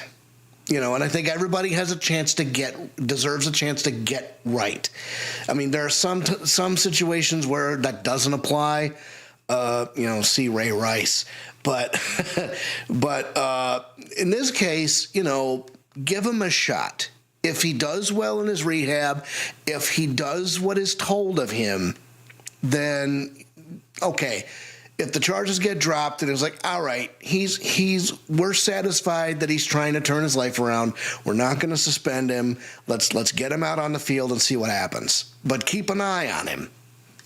Yeah, I would be watching that. And last but not least, the Browns, they broke ground Thursday on a $2.4 billion domed stadium set to open in Brook Park in 2029. Hashtag glamping. Yeah, I was about to go there. Glamping. So the Cleveland Browns are going glamping. So I hope the Browns folks are ready. So another dome stadium, and Boots is just we're gonna talk about it next week, and I'm sure Boots is gonna have a brain aneurysm when we talk about it. But moving into the draft, we got 16 teams to cover for the AFC. I want to jump into those because we got draft grades to give these teams. We're going to be starting out with the Baltimore Ravens here. Man, I got to tell you, the Baltimore Ravens, they really had themselves a pretty darn nice draft. I mean, best picks. I mean, like, first of all, their number one pick was Vega Ione. I thought that was fantastic. For them to end up with Zion Young falling to them in the second round, which I didn't think was going to happen. They get Zion Young. They walk out with two, not one, but two really good receivers, Jacoby Lane, and they get old Waffle House Elijah Surratt, so I'm here for that. They wind up with Matthew Hibner, which was a little bit of a surprise pick out of SMU. You know, it was a surprise pick to me, but they get their guy, right? They get Rashawn Benny, which I really liked, out of Michigan. I think that was a really good selection. They had themselves a nice draft. I'm not mad at it. The one that kind of caught me off guard that I really didn't think was necessary was the Josh Cuevas pick out of Alabama. It just didn't really seem like it was fully necessary. But right, you already have a tight end in Isaiah Likely. You know, how much more tread do you have on Mark Andrews' tires? Because he's pretty up there. You know, and you picked up Matthew Hibner. Sometimes you go out there and get your guy, even though there were better tight ends on the board. You know, at that time, see Justin Joey, personal preference. We'll be talking about him in a minute. But at the same, so when you take a look at what they've had, Josh Cuevas was a bit of a reach, you know, and maybe we'll be proven wrong, but at the same time, we're just sitting there thinking, maybe not. I don't even think Cuevas was so much of a reach as much as it was just like unnecessary. Right. Like, you're there in the fifth round. You just drafted a tight end. Did you really need him? Was it necessary? And I'm sure if I looked at what was on the board, it would have been like, man, this wasn't necessary. This wasn't the pick to make. But at the end of the day, if I was grading the Baltimore Ravens draft, just looking it over, I'm going to give this a solid B. I thought they had a really good draft. I give this a B. Alex, what say you? I'm in lockstep with you. This is a B performance in my opinion. Mm-hmm. Yeah, yep. I'm with that. Next up, let's talk about the Buffalo Bills. Man, the Bills, another one, had a really nice draft. TJ Parker in the first round, they go out and get an edge rusher, and then they go out and look, this one was brilliant to me. I thought they did a really good job filling all of the holes that they had on their team. I thought they did a really good job taking care of team need in this draft. TJ Parker, rock solid edge rusher. They get him, and it's not even a first round pick because they didn't have a first round pick. They get him in the third pick of the second round. And then Igbinison out of Ohio State, that's a rock solid corner, good man coverage corner. They get him with the 30th pick in the second round. So, I mean, back into the second round, they wind up getting him. They get Skylar Bell at the wide receiver spot. We talked about it earlier. The steal, they had a couple of steals. First of all, you get Caleb Elam-Zor out of TCU in the fourth round, back into the fourth round, which we were in love with. I was like, man, what a steal. Then you go out and get Jalen Kilgore, who was the best safety on the board. The Vikings balked on him. He went about 2 rounds later than he should have gone. And then you wind up with Zane Durant in the fifth as well, about maybe 14 picks later. And that was a compensation pick from Detroit. So you get Zane Durant, who had himself a great combine. We love Durant.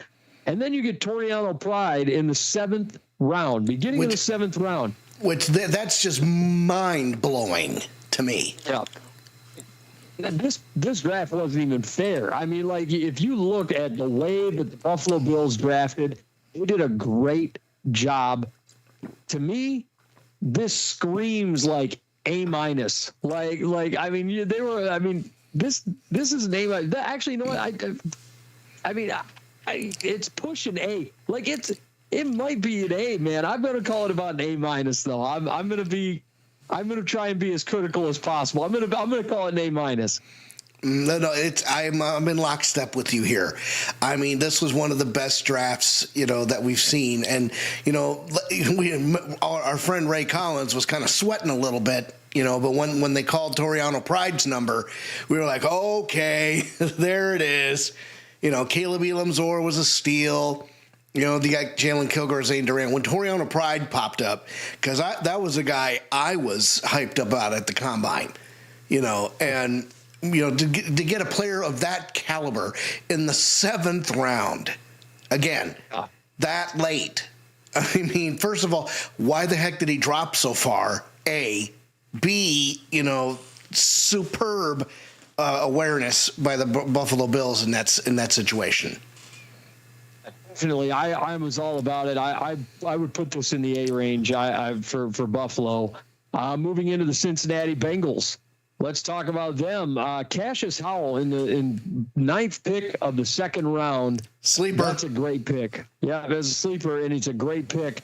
But I think their best pick of this draft, honestly, is probably Connor Lew out of Auburn. I thought that was like the steal of a pick here, the center. He fell, the only reason he fell is because of an ACL injury. He had that, I think it was in October. But look, this guy... He was rock solid. They needed a center. They needed interior offensive line. They got to protect Joe Burrow. Connor Lew's great, and I think he's going to be a star in this league. Had he not had the ACL issue, you're probably talking about him 2nd or 3rd round. So for them to get him like a few rounds later there, awesome. I also really like the Jack Endries pick, but they did have some other things that they needed to do. I know they had sort of a lack of draft capital. But there was better things they could have done at certain points. I'm not overly crazy about it. I like the Howell pick. I like the Lou pick. I like the Endries pick. If I really want to, I would probably call this maybe like a C+. I'm not super crazy about it, but I'm definitely not mad at it. No, this is about C+ territory. And again, they didn't fill all of their team needs. In fact, a lot of their team needs still went unmet, according to ESPN here. I mean, you can see it on screen in my stream. You could see it up here. Only the corner and the wide receiver got picked up. But really, do you honest to goodness need a wide receiver? I mean, yes, you don't have the wide receiver 3 from Cincinnati who went to Tyler Boyd. You don't have Tyler Boyd anymore. He went to Tennessee. But you still have T. Higgins. But you got a big question mark over his head, too. So you got Jamar Chase, obviously. But, but if you don't have an offensive line to protect Joe Burrow, how is he going to get the ball to him? So you need an offensive tackle. You need somebody to protect Joe Burrow's blind side. And you don't have that. Yeah, I mean, they do have Orlando Brown over there, but I mean, like they do need some offensive line help. They need interior offensive line. They do need an offensive tackle. I mean, and they did kind of fix sort of some of the interior offensive line, but there were other needs. And why did you pick up a second center? Why is Brian Parker necessary out of Duke? Why was that necessary? I mean, unless you're going to kick him to guard. That's exactly what I was thinking. Yeah, it just sometimes I think it just some of these teams, they just see, interior offensive lineman, he played center, so he must be able to play guard, and sometimes that is the case, but other times it's not. Right. So there's a lot of questions there. Moving into the Cleveland Browns, you want to talk about a team that had a really, really, really good draft? Cleveland had a really damn good draft. Spencer Fano, and here's what's interesting about this: the Cleveland Browns, if you look at their team needs. It only says that they filled 3 of their team needs, but they actually filled 4, and here's why. Spencer Fano, as their first-round pick, even though he's listed as an offensive tackle, a lot of people are saying that he's probably going to get kicked into guard. A lot of folks are saying This guy is offensive tackle, but we'll just call him offensive lineman in general. Yeah. And that's kind of what he is. A Swiss Army knife. Yeah, this big, mean, nasty offensive lineman. So he's probably going to get kicked in the guard, and that's probably why they picked up Austin Barber, and that's also probably why they picked up Parker Brailsford. So they went out and they fixed a lot of their offensive line situation with those three selections. So I'm not mad at that. They go out and they get a safety. They needed DBs. They get themselves a safety. They needed receivers. They didn't get one. They got two. Casey Concepcion, Denzel Boston. I think Jerry Jeudy only had about 630 yards last year. So, I mean, they go out and they do the right thing, and they get themselves a rock-solid receiver core. And if you look at the Concepcion, I'll be honest with you, Concepcion makes me a little nervous. Denzel Boston, I think, is going to beat out Concepcion as the wide receiver one there. But I think that it's a 1-2 punch. They're going to be great. They're getting Emmanuel McNeil-Warren. I think they did a great job there. I like this draft. Give me a solid A- on this one as well. Yeah, and as far as Jerry Jeudy is concerned, he only did get 602 yards of passing offense last year. Yeah. So, yeah, if you're sitting here and contemplating, I think we might see the Cleveland Browns trade away Jerry Jeudy. Whether it's before the trade deadline or next year before the draft, or during the draft, who knows? But but Denzel Boston, bootleg B teams, stand up. What does Boots call him? The Equalizer? What do you call it? Oh, the Equalizer. That's right, the Equalizer, Denzel Boston. We might be wrong, Boots. If you're listening to this, we apologize. But still, Concepcion is one of my guys. One of my sleepers. I think that was a solid pick. I would definitely. The Browns did the right thing, doubling down. Yep. I think that's just smart. They need to do it. Yep. So definitely A- for me. Yep. Moving into the Denver Broncos here, they didn't have a first or second round pick. They go into the third round, a second pick of the third round. I didn't really like their first pick of the night. Tyler Onyedum, I out of Texas A&M. I wasn't a huge fan. The defensive tackle, I understood that they had a need there. My favorite picks of theirs, I liked Jonah Coleman out of Washington. I think he's kind of the big bruiser type of back that they needed. They have R.J. Harvey already. J.K. Dobbins is a little injury prone. You still have, and then you go out and get Jonah Coleman, and you create this thunder and lightning situation, which I think is really smart with him and R.J. Harvey. But then they double down on the tight end position. Hey, Evan Ingram's getting older, right? And you need good tight ends. First of all, you get Justin Joly out of NC State, who we love. I love it. And you needed a pass-catching tight end. And then you get Dallin Bentley, who just is coming off a breakout year as well. Big body guy, 6'4", 253. Joly, 6'3", 241. So you get big-bodied, pass-catching tight ends that can block, that can catch, that can run routes. This is beautiful. I thought Denver did a really great job here just with what they had. It's not super pretty. It's not super sexy, but it's a solid draft. I'm honestly going to give this a B-. And the Jolie pick, obviously, in my heart of hearts, is just the best pick, right? Yeah. But I thought both the tight end picks and the Jonah Coleman pick really made this draft phenomenal. I'm just going to give it a B just because of Justin Joly and the fact that, the Outside Blitz is unofficially sponsoring him. His family was great to meet at the Combine. That's why we love going out there. It's like you never know who you're going to run into, and you never know what diamonds you're going to pick up. So if we take I'm going to go ahead and read this paragraph on the pre-draft analysis on ESPN. So just so that you know that anywhere can go. Jolie has the short area quickness and suddenness to separate from defenders. He has very good foot fluidity with balance and body control to go along with it. Absolutely. After the catch, Jolie isn't usually brought down by first contact and will pick up yards after the catch. What do we love around here? Yak, yards after the catch.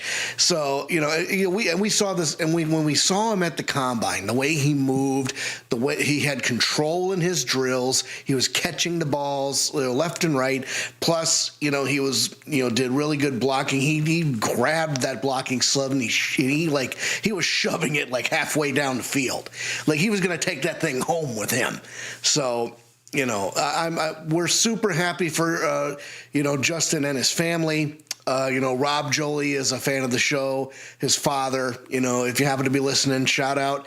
And we'll be keeping in touch with you. We'll see if we're still waiting on that interview. I mean, we would love to have Justin on the show if we could. I would love that. It would be a very, very entertaining time. We would love to have him. We've been huge fans ever since we kind of laid eyes on him at the combine. It's like, wow, what a prospect. I'm excited to see what he does in Denver. I know Alex is as well. This is going to be an exciting time. Let's move forward into the Houston Texans. Let's jump into Kalen Rutledge, man. Look. This dude for the Houston Texans, they needed an offensive guard. They got an offensive guard. One of the best pass-blocking offensive guards in this entire draft. Dude's a monster. Big-time run blocker. That's what they like. Good pass blocker. I'm totally here for it. Yeah, big boy. Real big boy. 6'4", 316. Yeah, and then they followed up getting the guy who was, honestly, he fell to the second round out of nowhere, but he was arguably the best defensive tackle on the board at the time. It was Caden McDonald out of Ohio State, the defensive tackle. Brilliant move. They get to pair him off with Anderson and with Hunter. I think that's brilliant. They get Marlon Klein out of Michigan as a tight end, which I'm totally here for. I think he fits what they do over there. Then they go down the fifth round. I think this was kind of the steal of their draft here. Kamari Ramsey in the fifth round, first pick of the fifth. They get themselves a rock solid safety with starting experience. I really liked Aiden Fisher, the linebacker out of Indiana. I thought was a steal as well in the seventh round. In the back end of the seventh round, mind you, 27th pick in the seventh round, they get Aiden Fisher. Great selection there. I really like what the Texans did here. They could probably have used a little bit more team need as opposed to just kind of taking some best available type stuff. I give it a solid B. Honestly, I'm kind of in the B range. I would have liked to see just a couple more things, but give me a solid B for the Houston Texans. I'll go ahead and lean on B+. Again, they still have some team needs, and they may fix those in free agency. Who knows? Or they might, trade before the trade deadline. But the Houston Texans are in pretty good shape right now. I agree. Another team that's in good shape, the Indianapolis Colts. You want to talk about a team that drafted extremely well. The Colts had a really good draft. Second round. 21st overall, C.J. Allen. I mean, it was their first pick. Obviously, they had given up their first-round picks to the Jets to go and get Sauce Gardner. C.J. Allen falls to them in all the way at the 21st pick of the second round. Allen was projected. He was the 18th overall prospect in this draft. So for him to fall this far, he's going to start right away. He's going to be a day one starter. Zaire Franklin isn't there anymore, so C.J. Allen's going to be a day one starter. I love this pick. He's an excellent fill-in. He's a run-stuffing type of linebacker. I'm here for it. Then they go out and get A.J. Halsey out of LSU, solid safety pickup. They fill that team need. They needed interior offensive lineman. They go get Jalen Farmer out of Kentucky, which I love. That's a really good pick. They get Bryce Betcher out of Oregon, the linebacker, who's probably my favorite pick out of the group. Mike. They get your sleeper guy, George Gums Jr., the Florida edge rusher. So they go and get him. He had himself a great combine. But their steal of the draft actually came right at the end. Seventh round, pick 38 in the seventh round. Deion Burks out of Oklahoma, out of frickin' nowhere. Listen, picked up. We were sitting. How does a player of this caliber slide so far down? How is this player still on? We were. If you follow the Outside Blitz on Twitter, I mean, you will have a video of the fabulous one himself going. Deion Burks is still on the board. It's like a 74th overall prospect falls all the way to like the final 5 picks. Like, how is that a thing? How is that possible? How does this happen? Yeah, a 7th round compensatory pick gets Deion Burks. Like, in what world are we living in that's going on? Like, yeah, it was just baffling. Just baffling. Yeah, I mean, what kudos for the Colts for recognizing the situation, because Michael Pittman Jr. He's. We don't know what's I keep forgetting if he's to the Steelers, right. So yeah, you lose Michael Pittman Jr. So you need a replacement at wide receiver anyway. Alec Pierce is going to look like he's going to step up as the wide receiver one. We saw great things from him last year. So yeah, you need wide receiver help, and by God, you got it in the 7th round.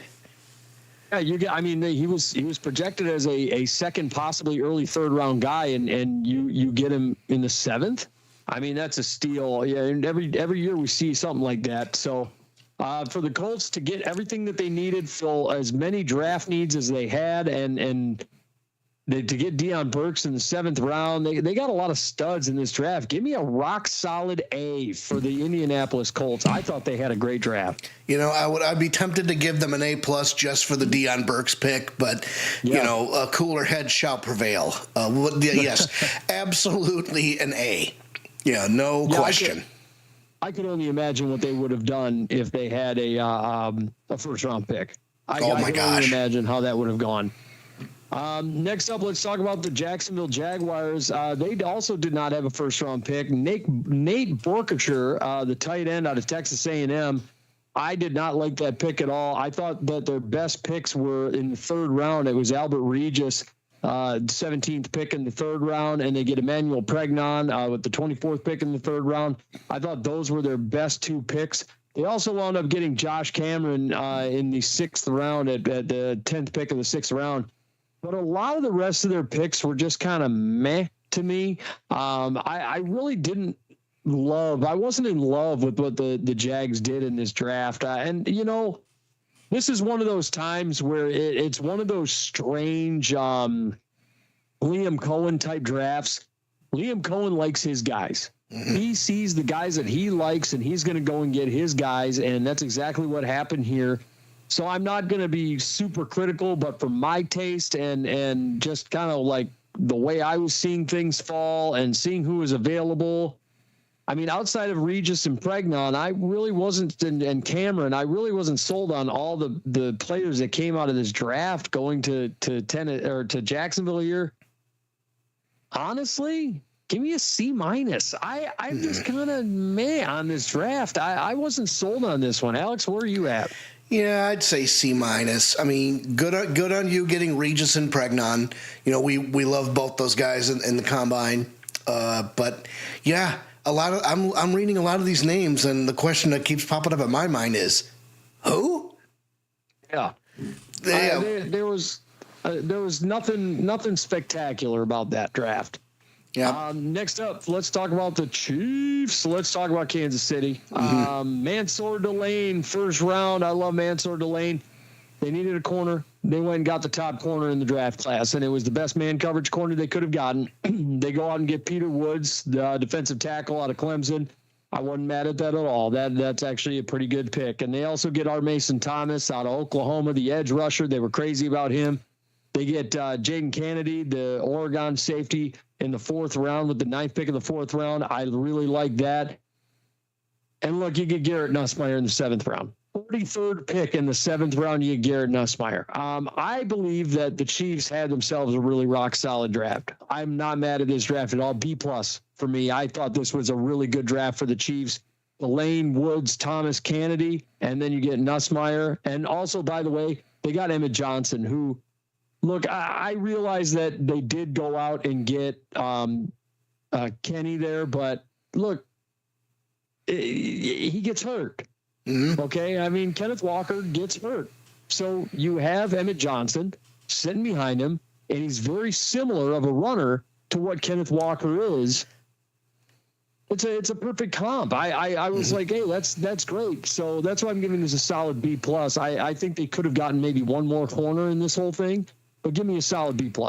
Yeah, you definitely need to fill the hole that Trent McDuffie left behind when he went to the Rams.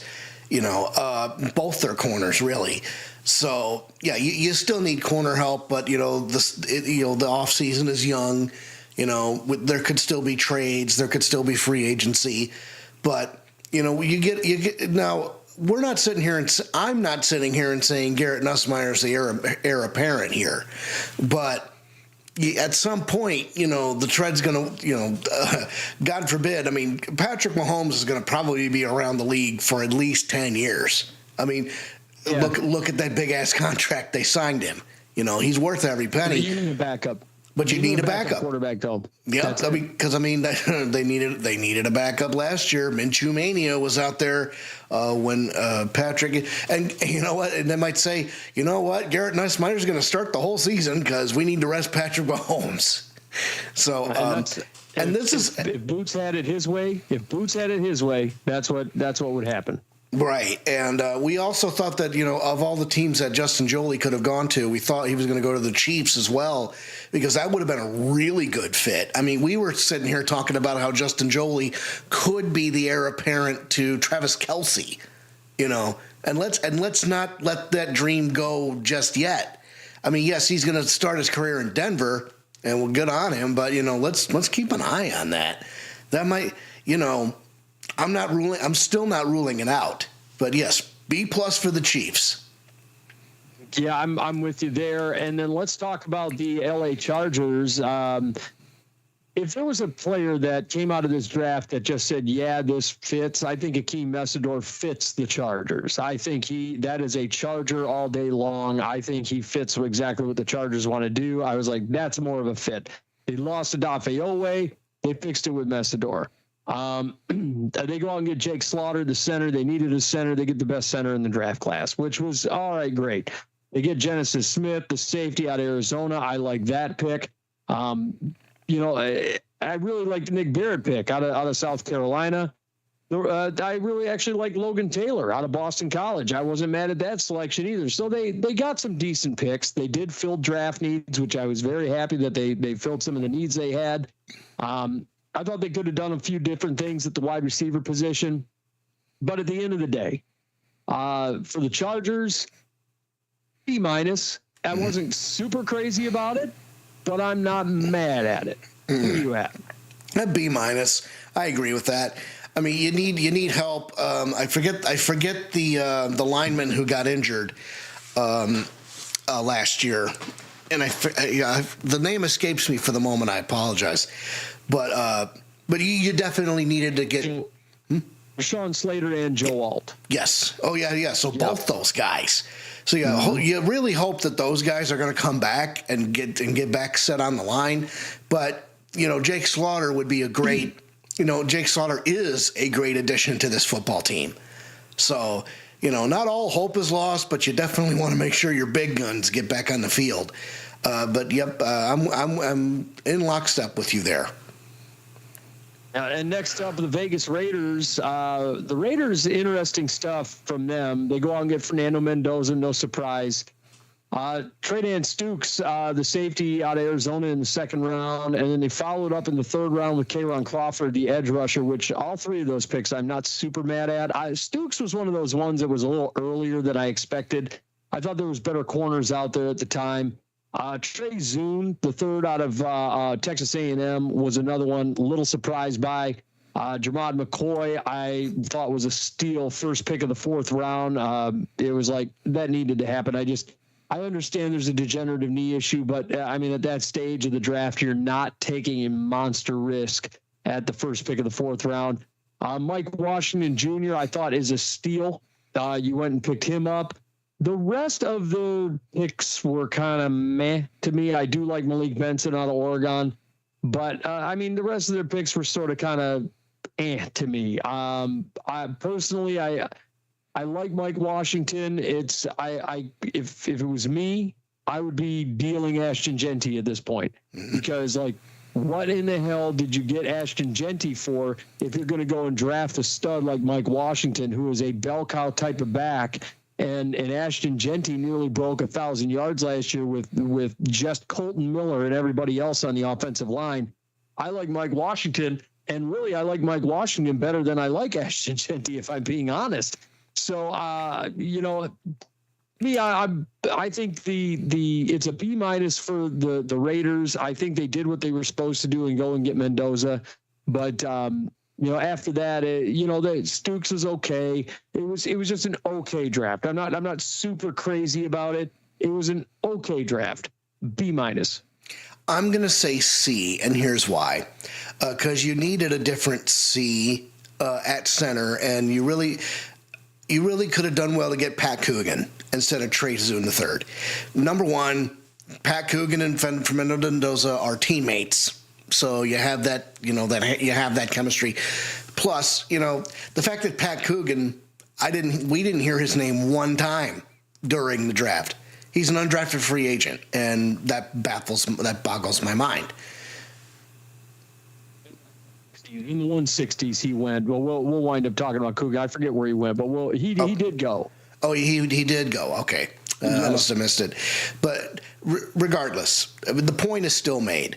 The Mike Washington pick, yeah, it's a good pick, and Jermon McCoy was an absolute steal. But it's to your point. You already have your bell cow back in Ashton Genty, or so we were led to believe. So what happened? I'd be interested to see if the Raiders deal him, or are they going to have like a thunder and lightning kind of thing going on here?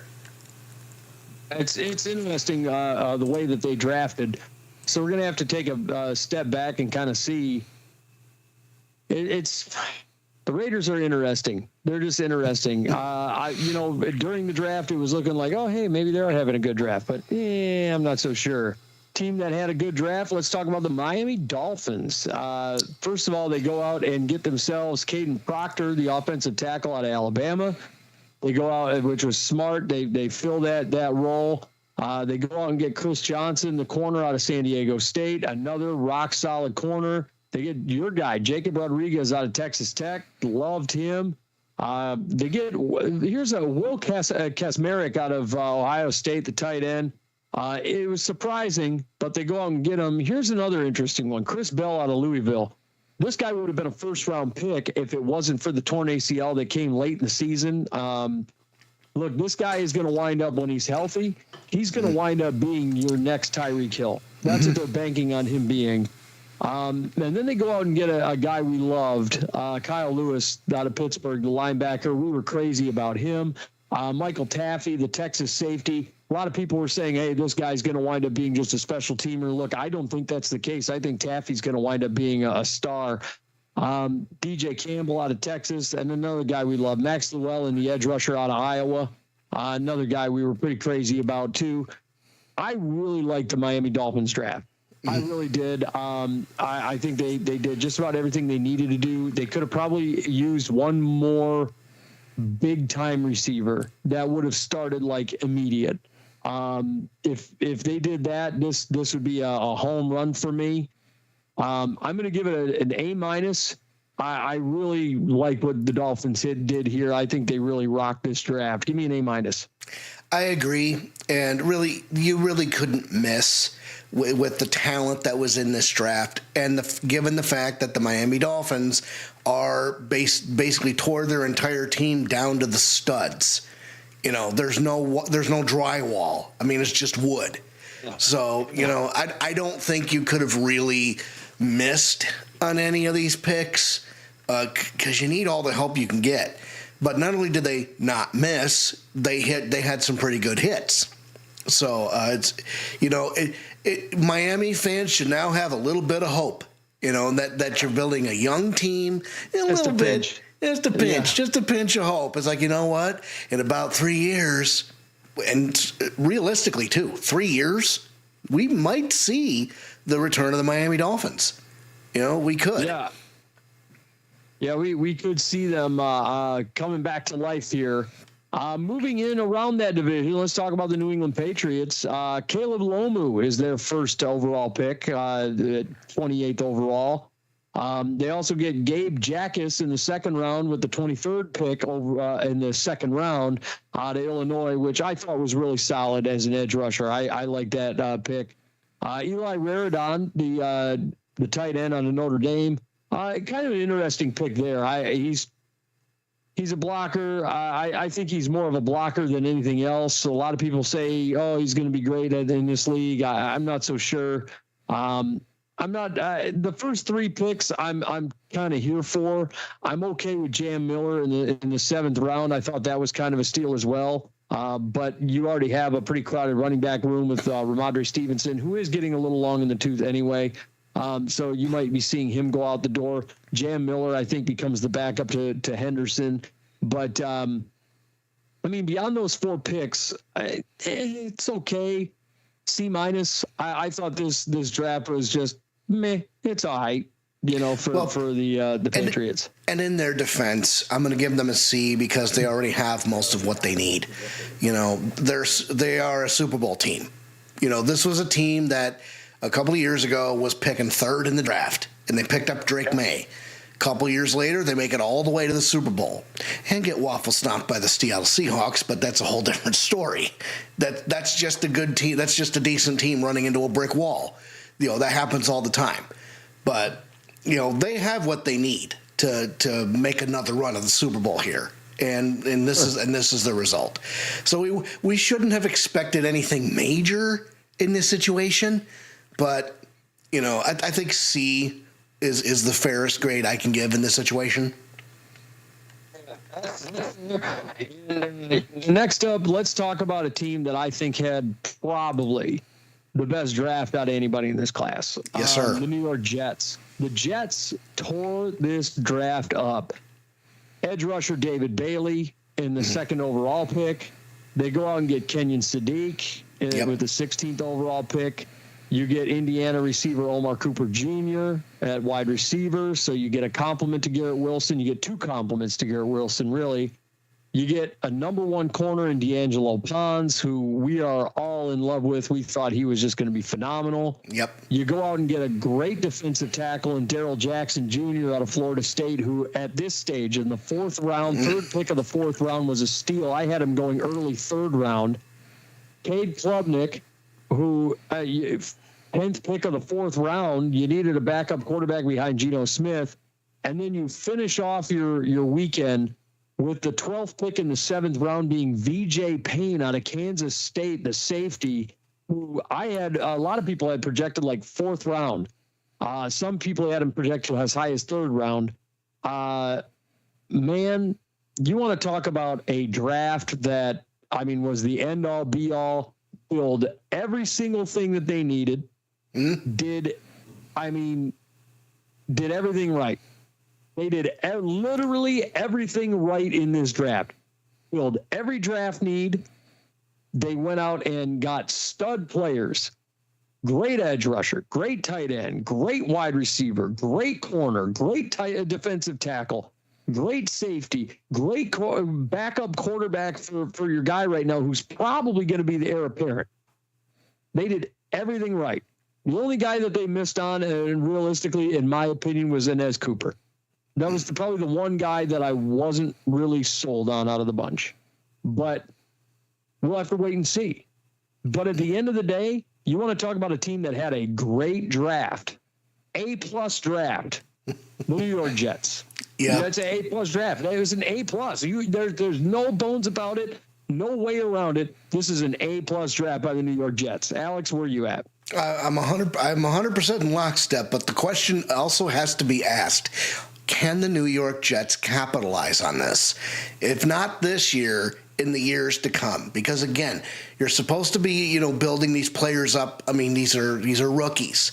But then as the years go on, if you can, develop them and build them in a couple of years, they will be powerhouses. They will be household names. And And again, the only problem I have is that it's the New York Football Jets and their government cheese owner, Woody Johnson. I can't trust him any further than I can throw him. But if we take him out of the equation, I think the Jets really have a chance to turn things around here.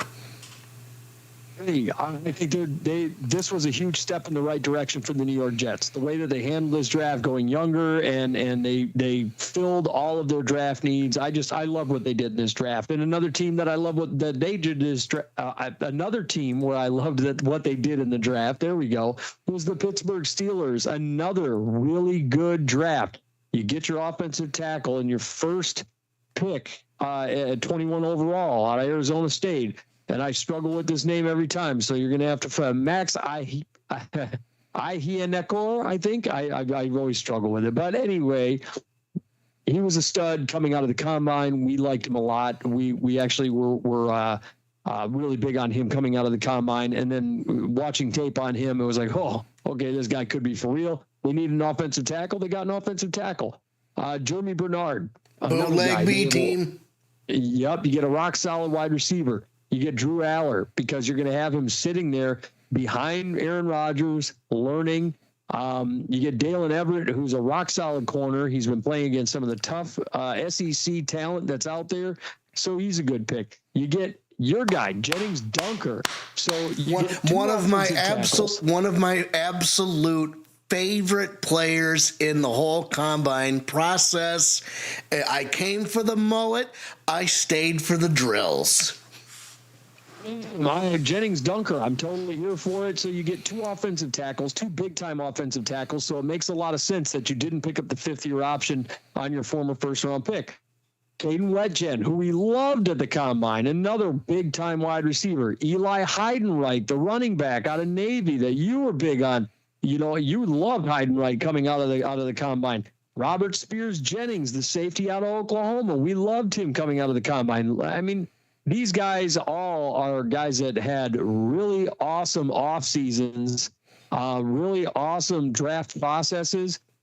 This is another one where they really knocked it out of the park. I think the only way you didn't knock this out of the park is not getting a guard, but there was legitimately nothing stopping you from kicking one of these tackles in the guard or maybe making it. I could see Jennings Dunker playing inside. To be honest with you, I could see him playing inside. He's got the beef. He definitely has the beef and the punching power. Did you hear how hard he smacked that bag? On day 4. It echoed all over the stadium there. It was insane. I couldn't believe it. It sounded like a gun going off. That's what it sounded like. It was like, holy shit, what was that? I mean, and you almost saw the coach get knocked over, which I think said something. But Jennings Dunker, I mean, I thought this was an excellent selection for the Steelers, and he looks like a Steeler player all day long. That guy looks like a Steeler. So I mean, for me, I mean, I like this draft a lot. This is another one. This is an A for me. I thought the Steelers had themselves an awesome draft here. Give me an A for the Steelers. Yep, myself as well. No objections, no questions. A. Yeah. And then last but not least, in the AFC, let's talk about the Tennessee Titans. They go out and get Carnell Tate, which was weird. I didn't feel like this was their biggest draft need. I didn't think it was necessary. You had Arvell Reese staring you in the face. I mean, Arizona balked on him to go get Jeremiah Love, which was another head scratcher. We'll talk about that next week. But you followed it up and go, all right, Arvell Reese is right in my sights. I'm going to go get a wide receiver. What? It made no sense, and I understand you need a second receiver at some point, but it's a deep receiver class. You could have gotten a different one.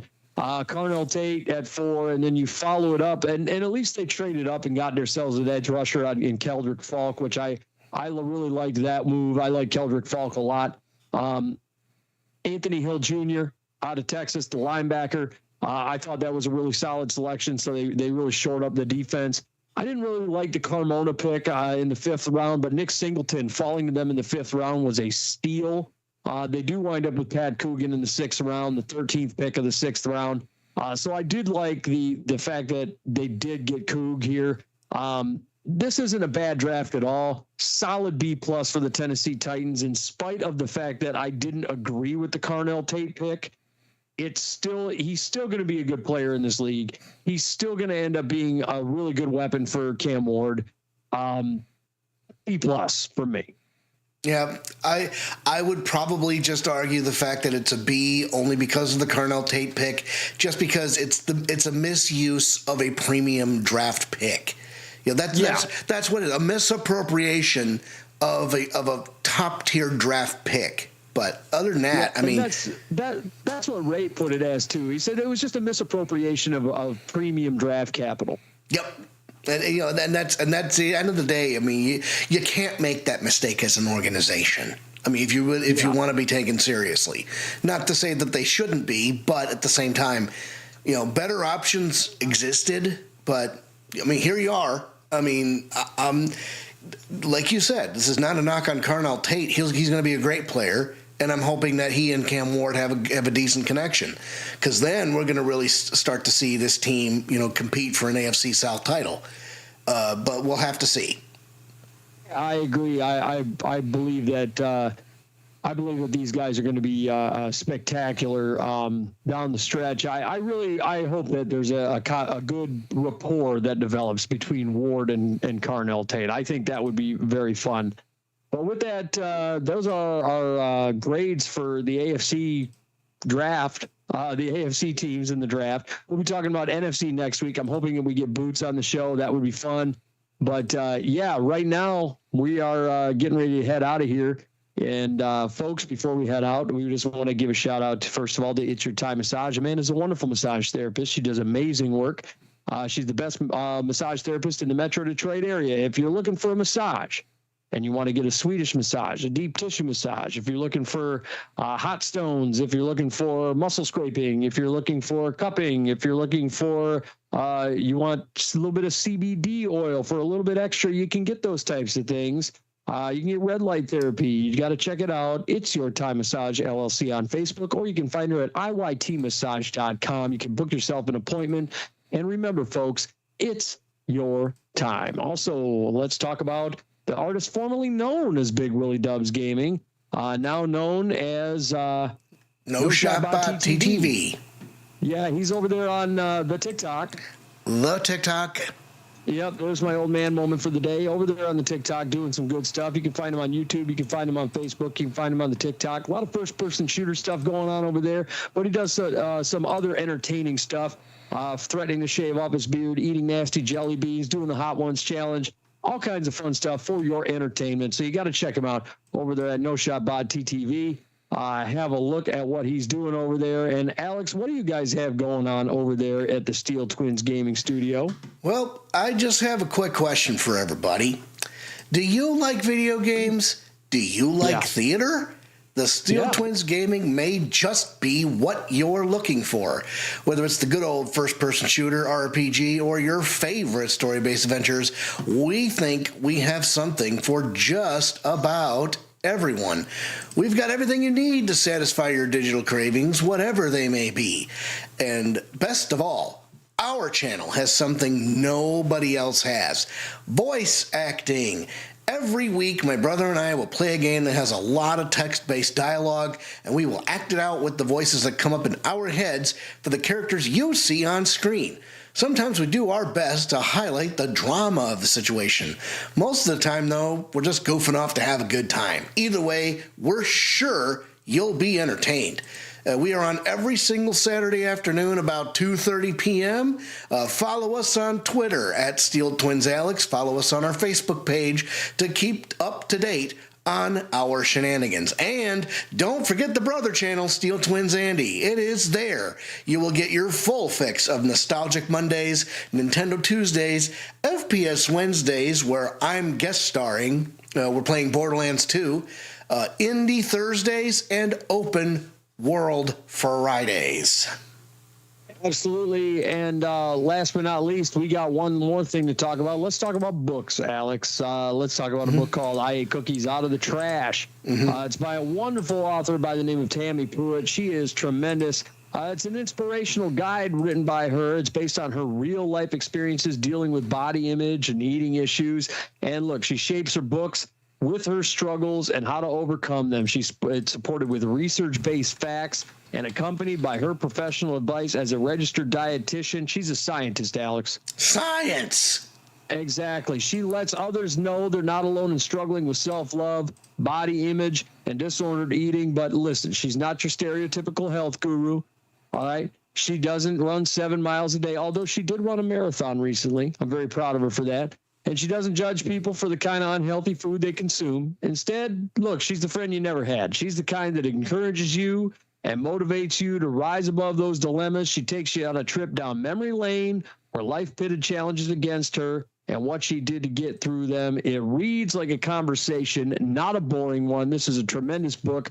I highly recommend this book to anybody. It's a fantastic read. Check it out. You can find it on all the .coms. You can find it on barnesandnoble.com. You can find it on amazon.com. You can find it on Apple Books.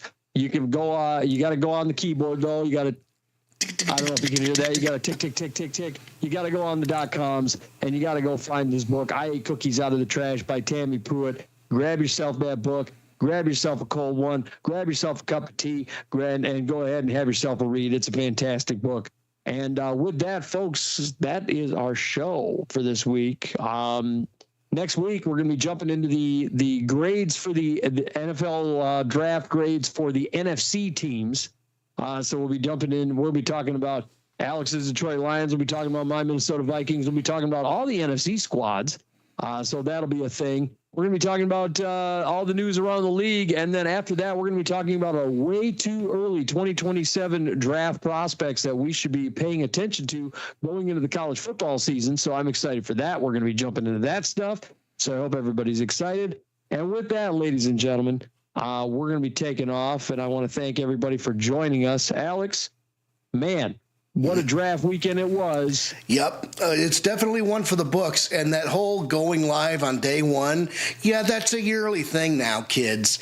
And, just think, in just a couple of years, maybe even less than a year, maybe we may have our first live show, like in-person show. That could be a hell of a lot of fun if we could make something like that happen. A live in-person show, maybe find ourselves a location. Hey, Googman House, give us a call. Give us a call during Combine weekend. That would be fantastic.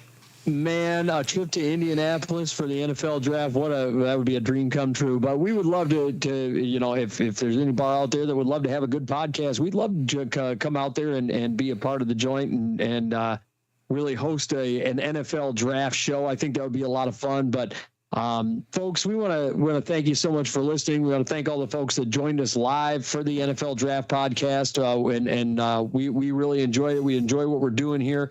We've been noticing like I keep saying, the listenership keeps growing week over week after week. So we do appreciate that. So I want to thank everybody for listening and watching. And we will see you next time right here on the Outside Blitz. I bet you watch us again. And with that, pow, we're going